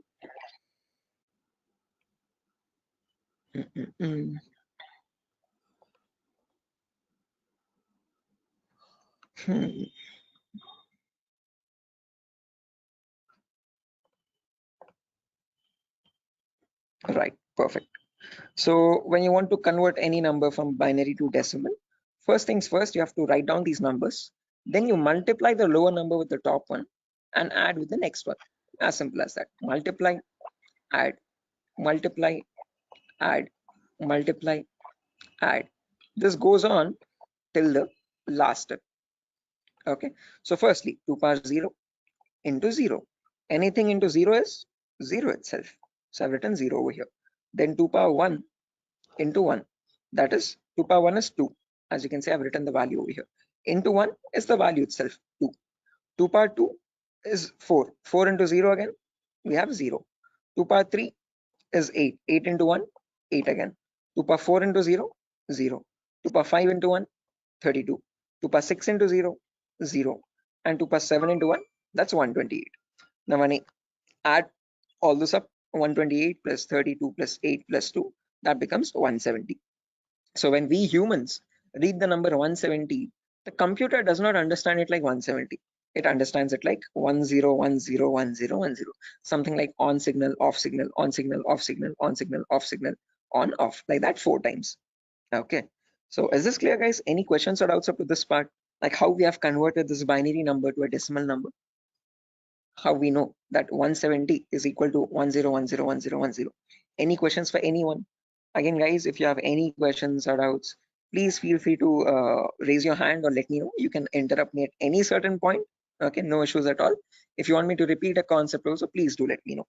I will repeat it as many times as you want. Okay, so guys, any questions up to this part? How we have converted this binary number to a decimal number? Shiva, Sujata, Bharati, Tripti, Vidyadhar. Who else is there? Hello. Biswajit, Chaudhary, Prasad. Hello. Yeah, Biswajit. Sir, you spoke about binary to decimal conversion. Sorry, decimal to binary conversion. Am I right? No, binary to decimal. I've converted Binary. this number 10101010 to So decimal number 170. all the numbers was converted into binary as a decimal. All the binary number is converted into decimal 170. Right. This specific number 10101010. Okay. How did we do that? We wrote down these numbers 2 power 0 all the way up to 2 power 7.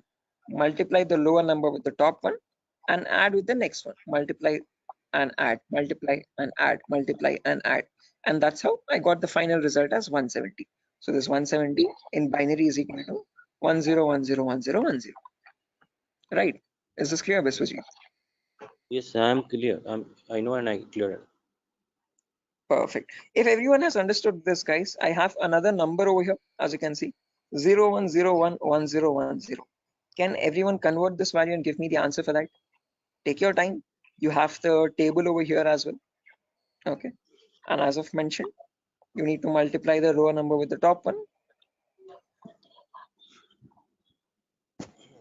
And just go with the next. Multiply and add, multiply and add.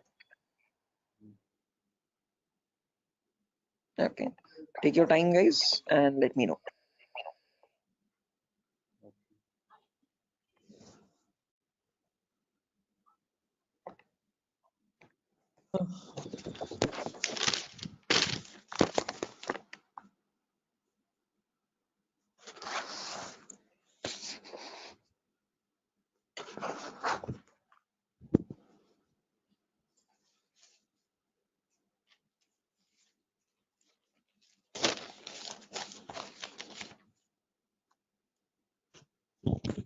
Is it 90?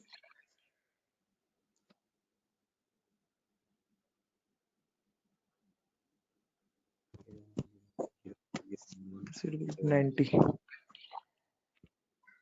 Correct answer, guys. 90 is the correct answer.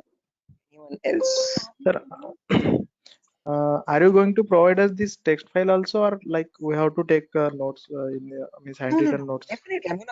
I'm gonna give this file at the end of the class. I'll take down all your email addresses, and on your email, I'll send this document directly. You don't need to take any separate notes, guys. I'm gonna send this document file.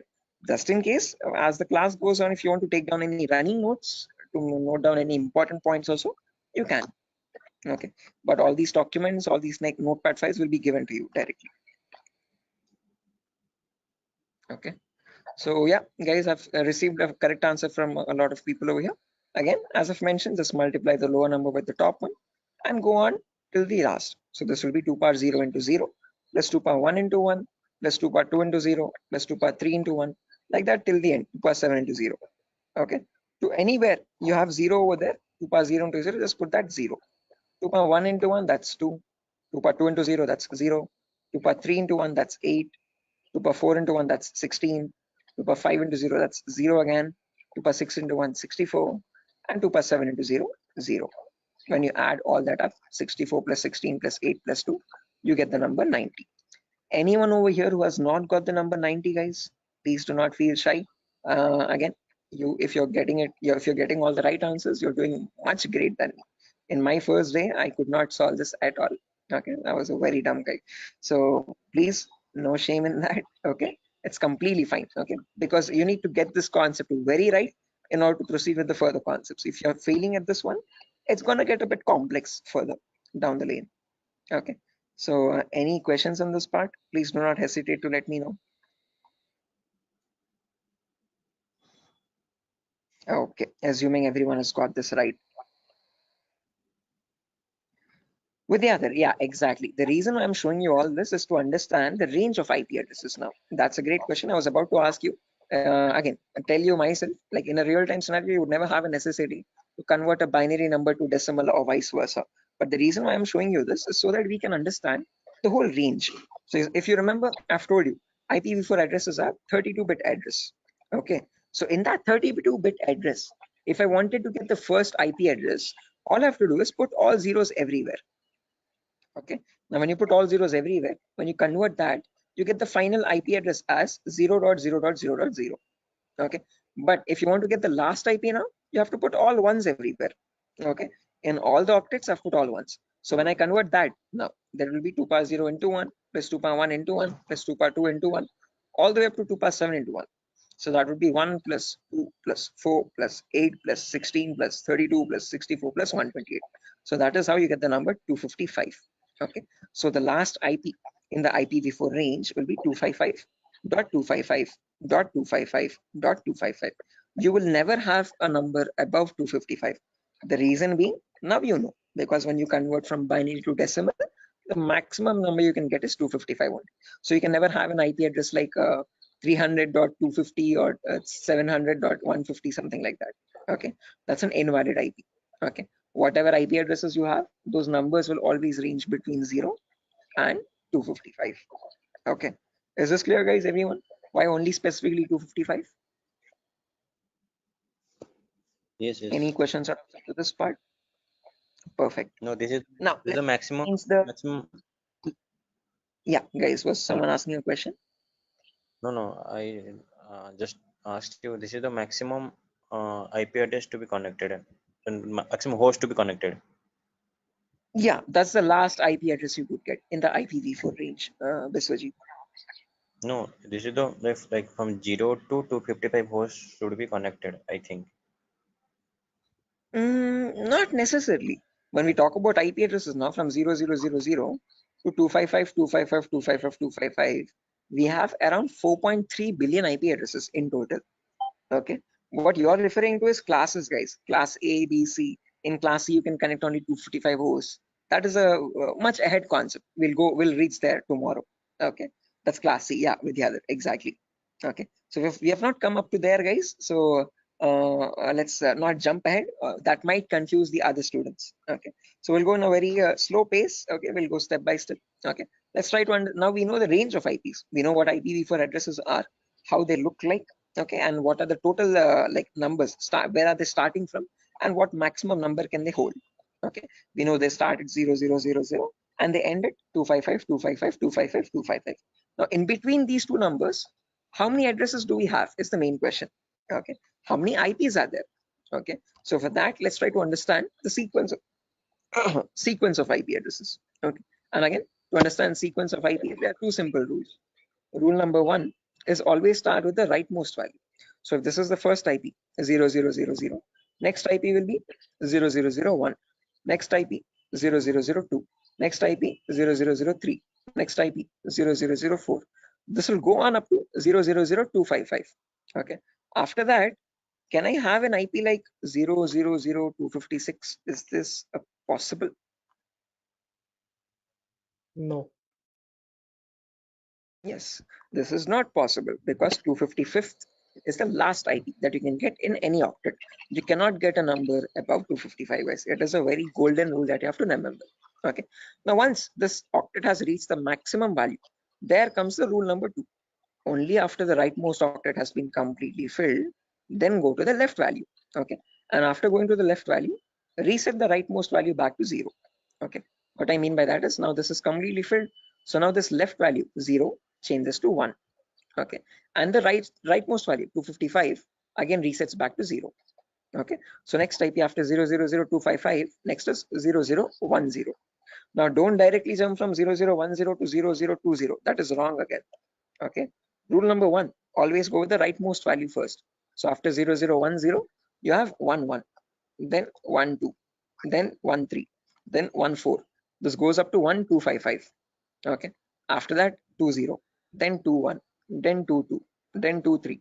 Then you have 2255, then 30, 31, 32, 33, then 3255. Like that, it will repeat again and again and again. And somewhere you'll have 2550, 2551, 2552, 2553, 255, Now, both these octets are filled, guys, as you can see. Okay. Again, rule number two. Once the Sir, rightmost octets are filled, what yeah, it signifies? those are the IP addresses, guys. Okay. So those are the IPs that devices can get in total. Okay. Okay, sir, continue. Right. Again, doesn't signify anything. I'm just showing the sequence of IPs. Okay. How do IP addresses progress from one another, one after the other, one after the other? Okay. Like after number one, you have number two, number three, number four. Like that, I'm showing you how IP addresses cycle one after the other. Okay. After 255, 255. Yeah. Is this class C or class B? This is the whole range of IP addresses. We have not come to classes, so forget that classes exist for the time being. Okay, I have not discussed what classes are. Okay, I have not discussed. I have not brought up the word class. Okay, so for the time being, just forget the word called class. When I come into it, then get reminded of it again. Okay, Biswajit, do not confuse yourself. I am right now just telling you how IP addresses progress from one after the other. Okay. So I'm just telling you what is the first IP. After that, what is the next IP? After that, what is the next IP? After that, what is the next IP? As simple as that. Okay. So after 00255, now this is completely filled. This is also completely filled. So now this 0 changes to 1. So after that, 0100, 0101, 0102, 0103. Then you have 10255. Then after that, this 255 becomes 0 and this 0 changes to 1. So 110, 111, 112, 113, 11255. Like that, the cycle repeats again and again and again. And somewhere you'll get 01 255, 255. Just like how we had 0, 0, 255, 255, you have 0, 1, 255, 255. Then after that, from 0, 2, 0, 0 to 0, 2, 255, 255. 0, 3, 0, 0 to 0, 3, 255, 255. Like that. 0, 255, 0, 0, 0 to 0, 255, 255, 255. Now, whatever cycle repeated from the first IP 0, 0, 0, 0 till the IP 0, 255, 255, 255, same cycle again repeats from 1, 0, 0, 0 to 1, 255, 255, 255. Same repeats from 2, 0, 0, 0 to 2, 255, 255, 255. Same from 3, 0, 0, 0 to 3, 255, 255, 255. Finally, from 255, 0, 0, 0 to the last IP 255, 255, 255, 255. Okay, so all I'm showing you is the progression of IPs. How do IPs change from one after the other? What is the consecutiveness of IPs? Okay, so if you wanted to get the total number of IP addresses, you from 0000 till 255, 255, 255, 255, it would be 255 to the power 4 because each cycle is repeating 255 times. So the total number of IP addresses would be 4.3 billion IPs. Okay, which is the number equal to 255 to the power 4. So with the other, yeah, the correct number of IP addresses would be 255 to the power 4. Hello, is that clear? Yes, sir. I understood something. Yeah. Okay, guys. Until this point, any questions, guys, for anyone? Again, do not get confused, guys. This is just to show you the sequence of IP addresses. In a real-time scenario, you would not need that anywhere. I'm just going very theoretically to get you familiar with the foundational concepts, like how IP addresses are built, how do they look like, what is the sequence of IP addresses, and so on. Going very basic. Okay. Sir, So. sir, you told. Hello. Yeah, Biswajit. Sir, you told that 4.3 billion IP addresses. That means, sir, I did not get it actually. That. Yeah. Again. How many IP addresses are there, Biswajit? If you remember, each octet is cycling 255 times. Okay. So this first octet, rightmost one, is going from 0 to 255. Okay. After that, from 10 to 1255, again 255 times. So like that, each octet is cycling 255 times. So there are 4 octets now. So 4 octets in the sense 255 into 255 into 255 into 255. Basic permutations and combinations. Okay. And when you calculate that 255 to the power 4, you get the number 4.3 billion. Okay. So that is how we got that number. Is that clear, guys? Okay. Hello? Yes, sir. Yes, sir. I understood. Right. Perfect, guys. Now, my question to you guys is, in today's world, in the era of 2022, are 4.3 billion IPs sufficient? No. No, sir. No, sir. Definitely. Right, correct. Because the population itself is around 8 billion people, right? Close to 8 billion or 8.5 billion. 4.3 billion IPs are nowhere sufficient at all. Okay. Again, each person might use multiple devices in the network also. Okay. So that is why, to come up as a solution, they made these IPs into 2 different parts. Okay. Solution number 1 was they divided these IPv4 addresses into again 2 categories.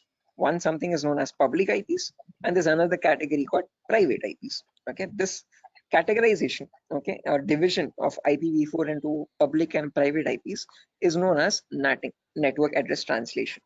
Okay. When they knew that this solution is also not working out, this might also still cause the IPs to go extinct, then they came up with another set of IP addresses known as the IPv6 address, guys. Okay. So not just IPv4, there's another version as well called IPv6 address. And these are 128-bit addresses. What we are seeing until now is just a 32-bit address. 128 in the sense 4 times the size, bit length size of IPv4. Okay. But in that you have trillions and trillions of IPs. Okay, not billions, but trillions. Okay, so we'll discuss IPv6 on a later date. Okay, but in today's class, we'll end it with public and private IPs. So let's try to understand what these public IPs are and private IPs are.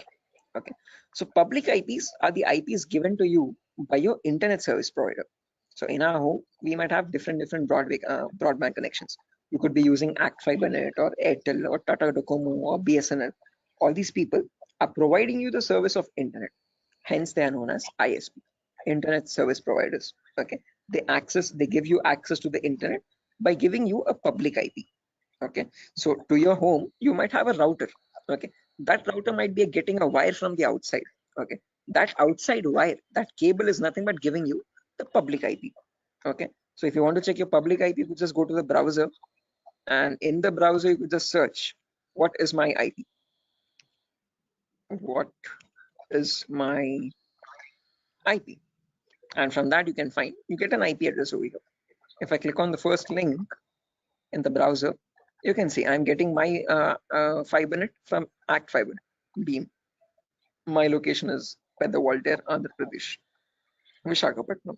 Okay, so this is my public IP. This is the IP I'm using from my ISP to access the internet or to take the Zoom session. Okay, locally in my network, now I have multiple devices. I have my phone, I have my laptop, I have my smart TV, I have my smartwatch, and so on. So these devices internally or locally also need IP addresses. What they use in a local network, in an intranet, is known as a private IP. So private IPs are the IP addresses provided locally in a network. Okay, so this can be given manually by you, by the network admin, or they can be given automatically as well from a DHCP server. Now, don't worry what this DHCP server is. We'll discuss about it in tomorrow's class. But one important thing to note is public IPs are used for connecting to internet. Private IPs are used in a local intranet. Intra is nothing but a local network, a small indigenous your house network or home network. Okay. So if I just draw this out to show you much clearly, let's say over here, this is my ISP. I hope the drawings are visible, guys. This could be my ISP, internet service provider. Okay, and I have my house over here in Vishakhapatnam somewhere. Okay, in my house I have multiple devices. I have my phone, I have my laptop, I have my smart TV, and I have my Wi-Fi router also. Okay, this router is getting a connection from the ISP outside externally. Okay, this is nothing but my public IP. Okay, this is the public IP part. Oh, sorry, public IP. Okay, on the intranet locally. Now these devices, every device will be connected to the router internally. Okay, by giving the correct Wi-Fi router password. Okay, and these devices will get the private IPs. Okay, my phone will get one private IP, my laptop will get a different private IP, and my smart TV could be getting a different private IP. Each of them will be unique in a local network. Okay, so this is where public IPs come into play, and this is where private IPs are used in a local network. Is this clear, guys? Any questions up to this part theoretically? Hello? Public ISP, private. Okay, sir. Any questions, guys? Sir, actually, internet, just. Yeah, internet is what you connect to the World Wide Web. Okay, whenever you're opening up your browser and connecting to any public website, okay, that public website is nothing but the internet facing site. Okay, your google.com or your yahoo.com, youtube.com, all these are the public addresses. Okay, private IPs are the local IPs. So your inside home network is a private IP network, and that private network is known as the intranet. Okay, and this is the intranet, INTRANET. Okay, intra is nothing but local network, and this is the internet. Okay, is this clear, guys? Sir, Any I questions have or a doubts up to this? question. Yes, please go ahead, guys. Sir, why they have been given private IPs? Like they are also connected with internet somewhere around. Okay. So, like, why they have been given private IPs? They should be public, right? Which ones? I didn't get your point. Who's Like asking the question, guys? the devices which are in the home, they are in private IP, right? So somewhere Yeah. around they are also in connection with the ISP. So they should Okay. be public, you know. They should also be public. Yeah. So good question, Tripti, I guess. So whenever now let's notice over here. Let's say I have one phone over here, and I have my laptop over here. Okay, let's say my brother's using my phone at the moment. Or let's say this is my phone. I'm browsing Facebook from my phone. My brother is using his laptop and he's also browsing Facebook. Okay, now each of them, when they want to connect to the internet, okay, they will use the public IP. One, let's say this public IP is something like, let me draw this out. Yeah, annotate. Let's say over here, my public IP is something like 1.2.3.4. Okay, now whenever we want to connect to facebook.com, we will use our public IP that we are getting from our ISP 1234, and using that IP we will go and contact Facebook, and from Facebook we will load our pages, internet or our Facebook feed or whatever it is.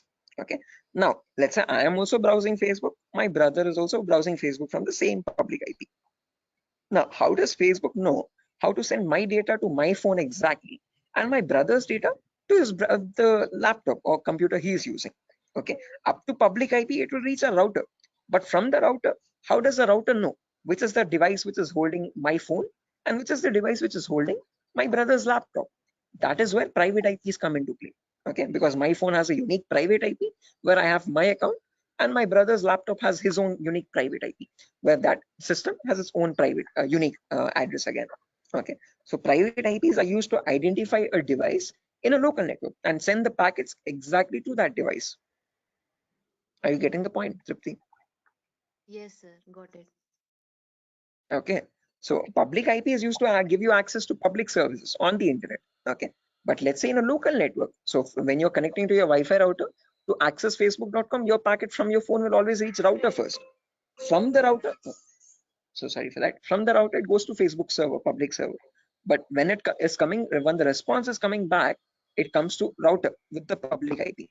From that public IP, how does it know where to go? How does it know which device to connect? Because in your same Wi-Fi network, there can be many devices, multiple devices at the same time, right? For that local network connection, there is where we'll be using the private IPs, importantly, in a local network to give identity to each device in a local intranet private network. Is that clear, guys? Yes, sir. Right. Sir, I have a Perfect. question. Yes. Sir, can we change a private IP address by ourselves? Yes, you can. Private IPs are in completely your control, and you can modify them according to your choice. There was another question in the chat. But why are we subnetting? Again, Vidyadhar, subnetting is only a concept to reduce the wastage of private IPs. Again, others who don't know what subnetting is, guys, do not get confused. This is a very advanced concept. We don't need to go into that depth of networking. Okay, but subnetting is where you can divide one class into multiple classes. So Vidyadhar, just to give you this answer, okay, others, just ignore this. Okay, this is you could say gibberish for you for the time being. Okay, so Vidyadhar, let's say I have 50 devices in my network, but I'm using class C.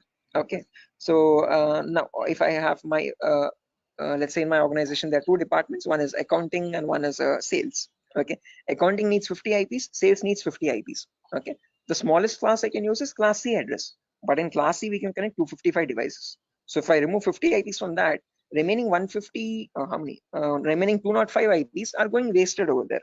So what I can do is I can break that class C into much more smaller subnets. Okay, so I can make it into two subnets where in each subnet I have again 122 devices. Okay, if I want, I can break that into 4 subnets again, where each will have again 64 IP addresses. Okay, so subnetting is just use when you want to break down smaller classes and see to it that you're not wasting IP addresses. Okay, so what I can do is I can break this class C into 4 subnets. Okay, with each 62 devices each. Yeah, with the other.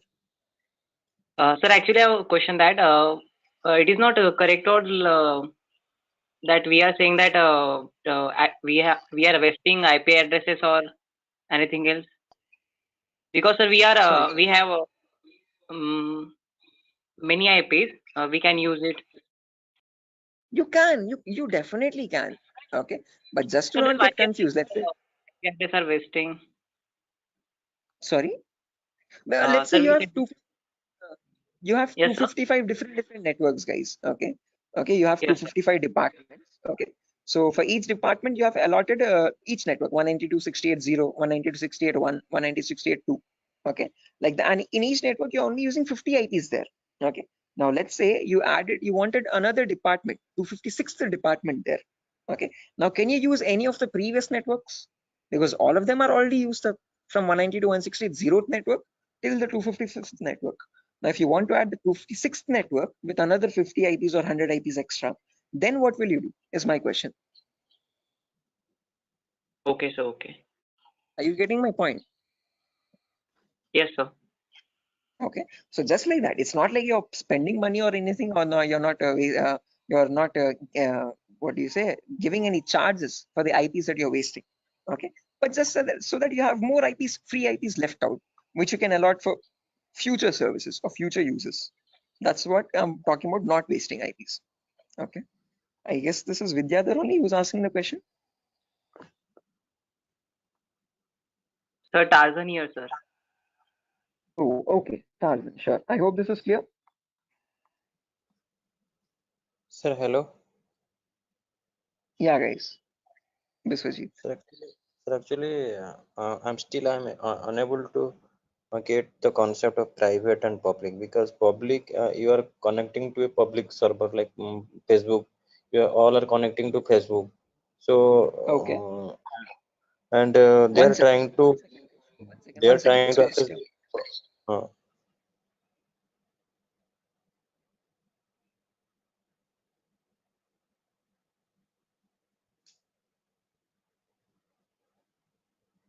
Stay on hold. Just give me 1 minute, guys. I'm so sorry for that. Biswajit, just give me a minute.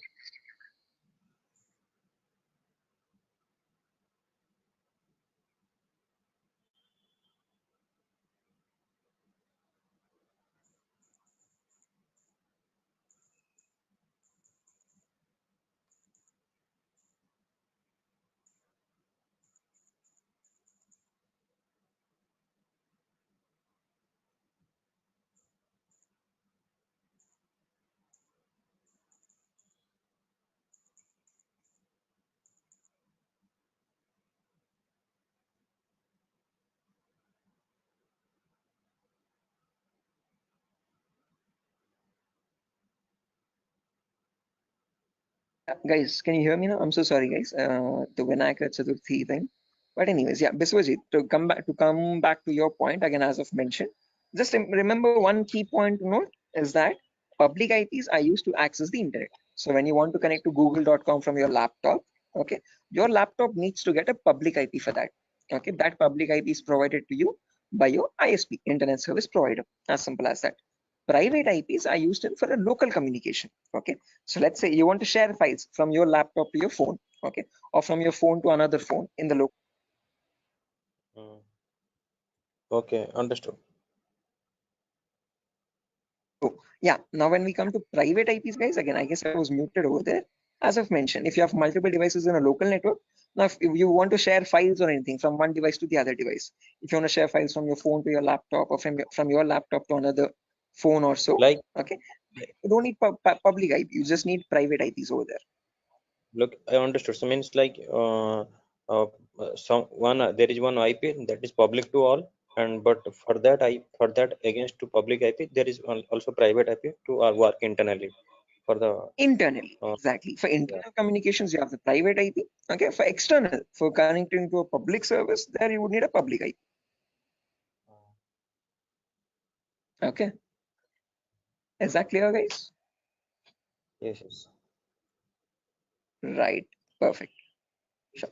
So yeah, again, that's that for today's class, guys. Nothing further to discuss. Okay. We're already Hello. past that. Yeah, Prasad. Yeah, so sorry to ask you like this, sir. I have joined, half an hour late to the class, so I want to know the index. No worries, Prasad. I actually myself started the class 20 minutes late today, so I'm pretty sure you haven't missed much. Okay, but let me share the index as well, just since you have asked. I have shared this in the demo session a couple times earlier. I hope you have attended the demos as well. If not, No. Okay, no worries. You can access that from Durgasoft's official YouTube page as well. This is the course content, guys. Okay, so we'll have a few introductory classes first, basic networking concepts, Linux and Windows commands, Windows Server configuration, virtualization, how to install Kali Linux. After all these introductory concepts are done, then we'll go into the advanced concepts. Okay, gaining access, malware attacks, network penetration testing, web application pen testing, basic cloud security, all that. Okay, so if time permits, Prasad, please go through the YouTube demo tutorial so that you have a much better picture. In the demo, I've explained what are topics I'll be discussing in the course, what we'll be learning out throughout the course. So it's much better if you go through the demo once time permits. Okay, thanks for sharing information. Sure, definitely, guys. Again, guys, I'm gonna end the session over here for now. Before I end, I want all your email addresses. Can you please drop it in the chat box so that I can share this notepad file with you? You can go through the notepad file when time permits. Okay. And in tomorrow's class, again, I'm gonna be starting the class sharp at 8 o'clock tomorrow, guys. So sorry for the delay today, but tomorrow there won't be any delay at all. And yeah, someone asked me. Sir, I sent my email ID. Yeah, sure. I've seen that, guys. So please just drop your email in the chat box over here, and from there I can just add the notepad file. Chat box. Sir, organize the chat box. I have already sent my email ID. Sure thing. Nice.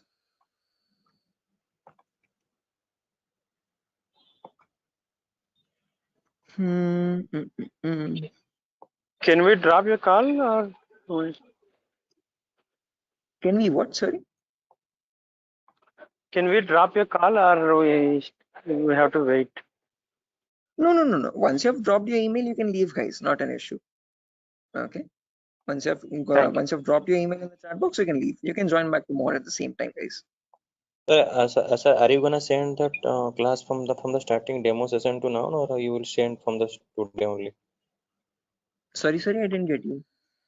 No, I asked you.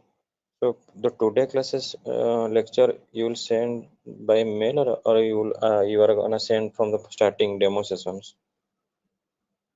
Are you talking about the recording specifically, Biswajit?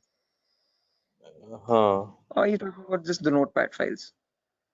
This is the only notepad for today's only, na? Yeah, only today's notepad. Okay, demo. Okay. I don't have a notepad file for the demo. It's just a presentation. Okay. You have the demo already on your YouTube. Okay, but you will be getting the recordings for these classes in a few days, guys. We still need to receive the payments and all. So once all the payments have been confirmed, the link is going to change. So if you have not made any payments yet, please initiate payments. And after that, we'll be sharing you the recordings as well. Until then, you'll only be getting the notepad files. Okay, sure. So I've got over here 1, 2. What is the 3. course fee? It's 8,000 rupees, guys.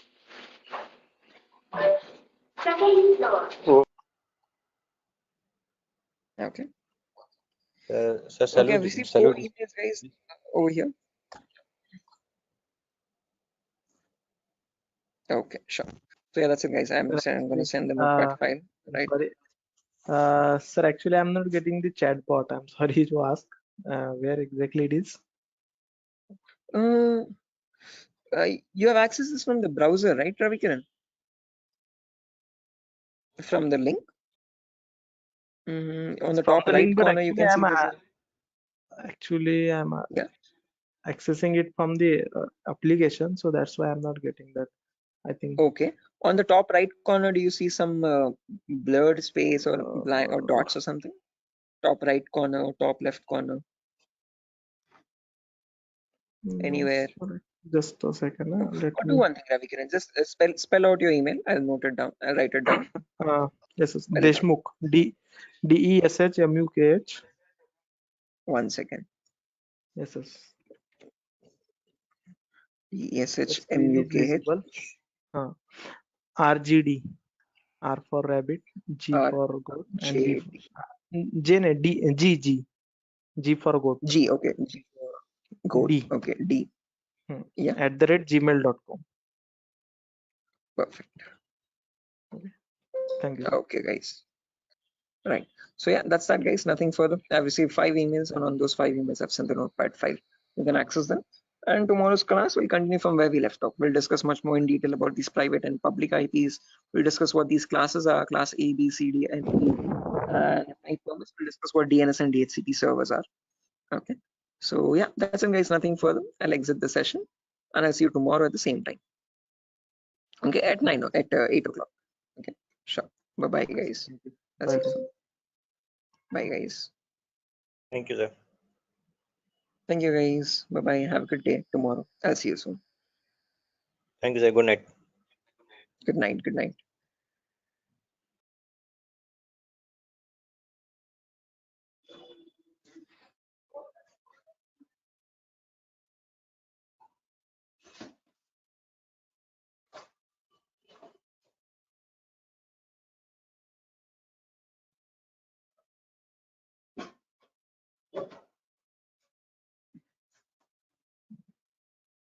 Okay, guys, can you see my screen?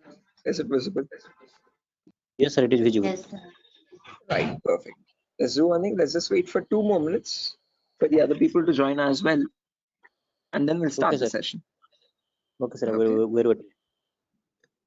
Sure. Anyone who's viewing or joining the session today, fresh without joining yesterday? Anyone from that such? Okay. I hope everyone has joined yesterday as well.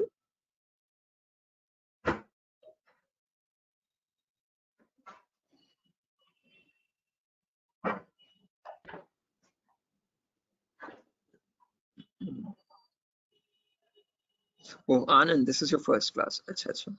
Okay, Anand, I'll do one thing. I'll just take a quick recap of whatever we discussed yesterday. In the meanwhile, okay, there's Biswajit, Mamoon, Ravikiran. Ravikiran, did you call me in the evening, Ravikiran? I was a bit out. I was a bit busy. I'm so sorry you couldn't attend to your call. I thought of calling. Yes, sir. Actually, I slipped my called you mind. because I had one query. So, Achha. sir, I will call you. Means I will ask you on a telephone call only. Sure. Again, I have a class till 10 o'clock after your batch also. So give me a call after 10. Okay. Okay, sir. No problem. Thank you. Sure. Okay. Then Shiva, Sujata, Tripti. Okay. Tripti, I have received your email as well. I'll be sharing the notepad file today. I'm so sorry I couldn't do it yesterday. Okay, so no problem. Sure. Okay, so a quick recap, guys, on yesterday's class. We were discussing basic networking concepts. Let me open up my networking document.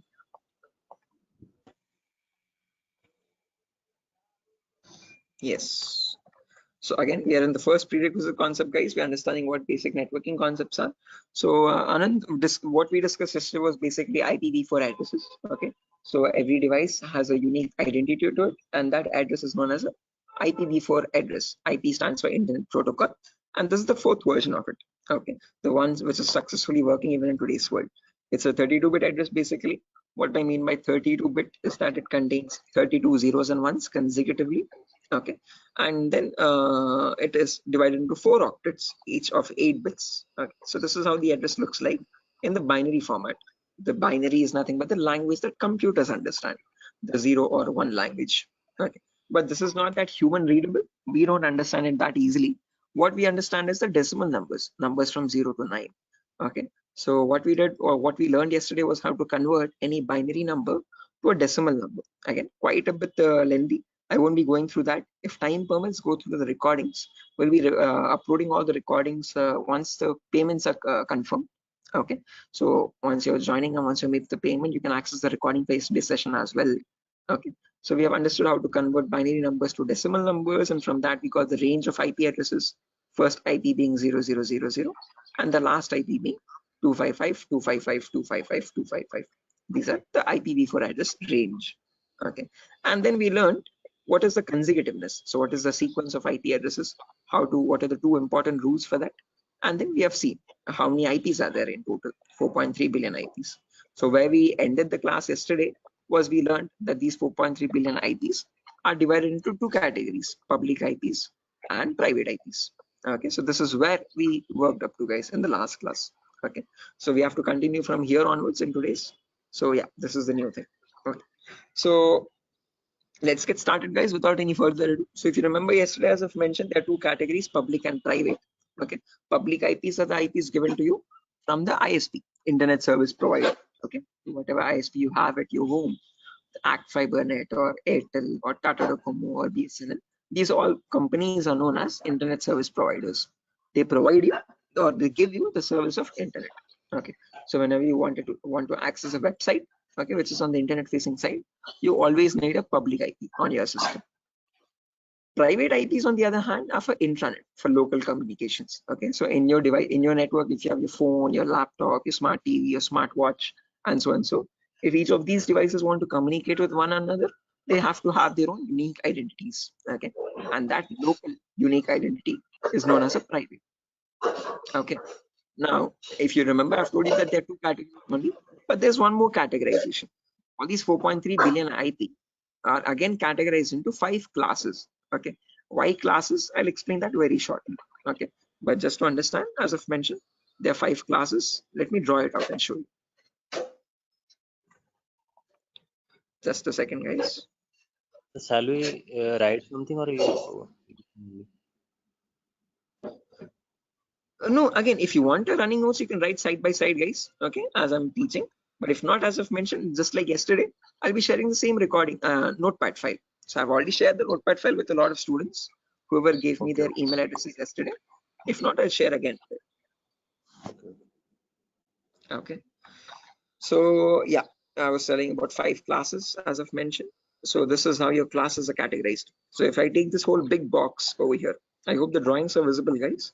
Let's say this whole huge box is my IPv4 addresses, the whole IPv4 range. Addresses. How many addresses do we have in total? 4.3 billion addresses. Okay. Now these 4.3 billion addresses are divided into 5 categories. Okay. So let me draw some smaller boxes. So this is the first class, class A. Then you have class B, and then class C, and class D, and class E. So these are the 5 boxes. Okay. So this is class A, as I've mentioned. Then there is class B. Then there is C, D, and E finally. Now each of these classes again are categorized into public and private IPs. We have already seen this yesterday. So this has some public and private IPs. This has some public and private IPs again, class B. Class C also has some public and private IPs. Class D and class C, there are no private IPs. All of them are directly public. So class A has a few public IPs and a few private IPs. Okay. Similarly, class B also public and private. Class C also public and private. But class D and class E, they have no private IPs. All of them are public IPs only directly. Okay. So if you want to take a screenshot or anything, guys, you can take a screenshot of this image of like a classification of IP addresses, a very simple diagram. Okay. So from this diagram, you can remember which classes have what type of IPs. Okay. So can I clear the drawings, guys, if you're done? Yes, sir. Right. Now, let's try to understand the range of each of these classes now, one by one. So as I've mentioned, the first IP starts at 0000. Last IP ends at 255, 255, 255, 255. These are my 5 classes. And guys, you have to memorize these values. Okay, these 5 lines of data. So class A starts at 0000 and this ends at 127, 255, 255, 255. Since this is ending at 127 and all these 3 octets are filled, 255s, then the next number starts at 128. So class B, that is why, starts at 128,000 and ends at 191, 255, 255, 255. Since this is ending at 191, class C starts at 192,000. And this goes all the way up to 223, 255, 255, 255. Since this is ending at 223, class D starts at 224 and ends all the way up to 239, 255, 255, 255. And finally, since this is at 239, class C starts at 240. So all you have to remember is 4 numbers, guys. This 127, 191, 223, and 239. Easy ways to remember. On left side, you have all even numbers. Right side, you have all odd numbers. Okay, 0 to 127, 128 to 191, 192 to 223, 224 to 239, 240 to 255. Okay, on the left side, you have all zeros. On the right side, you have all 255s and 3 options. Okay. Now these are the classes: class A, B, C, D, and E. Again, in each class, if you remember, I've told you they are public and private IPs. So in class A, between 0000 and 127, there's a range 10000 to 10255. These are the Okay. public, private IPs in class A. Any IP outside this range by default is a public IP. That is a key important rule to remember. Okay. Any IP between this range is a private IP. Any IP outside this range in class A is a public IP.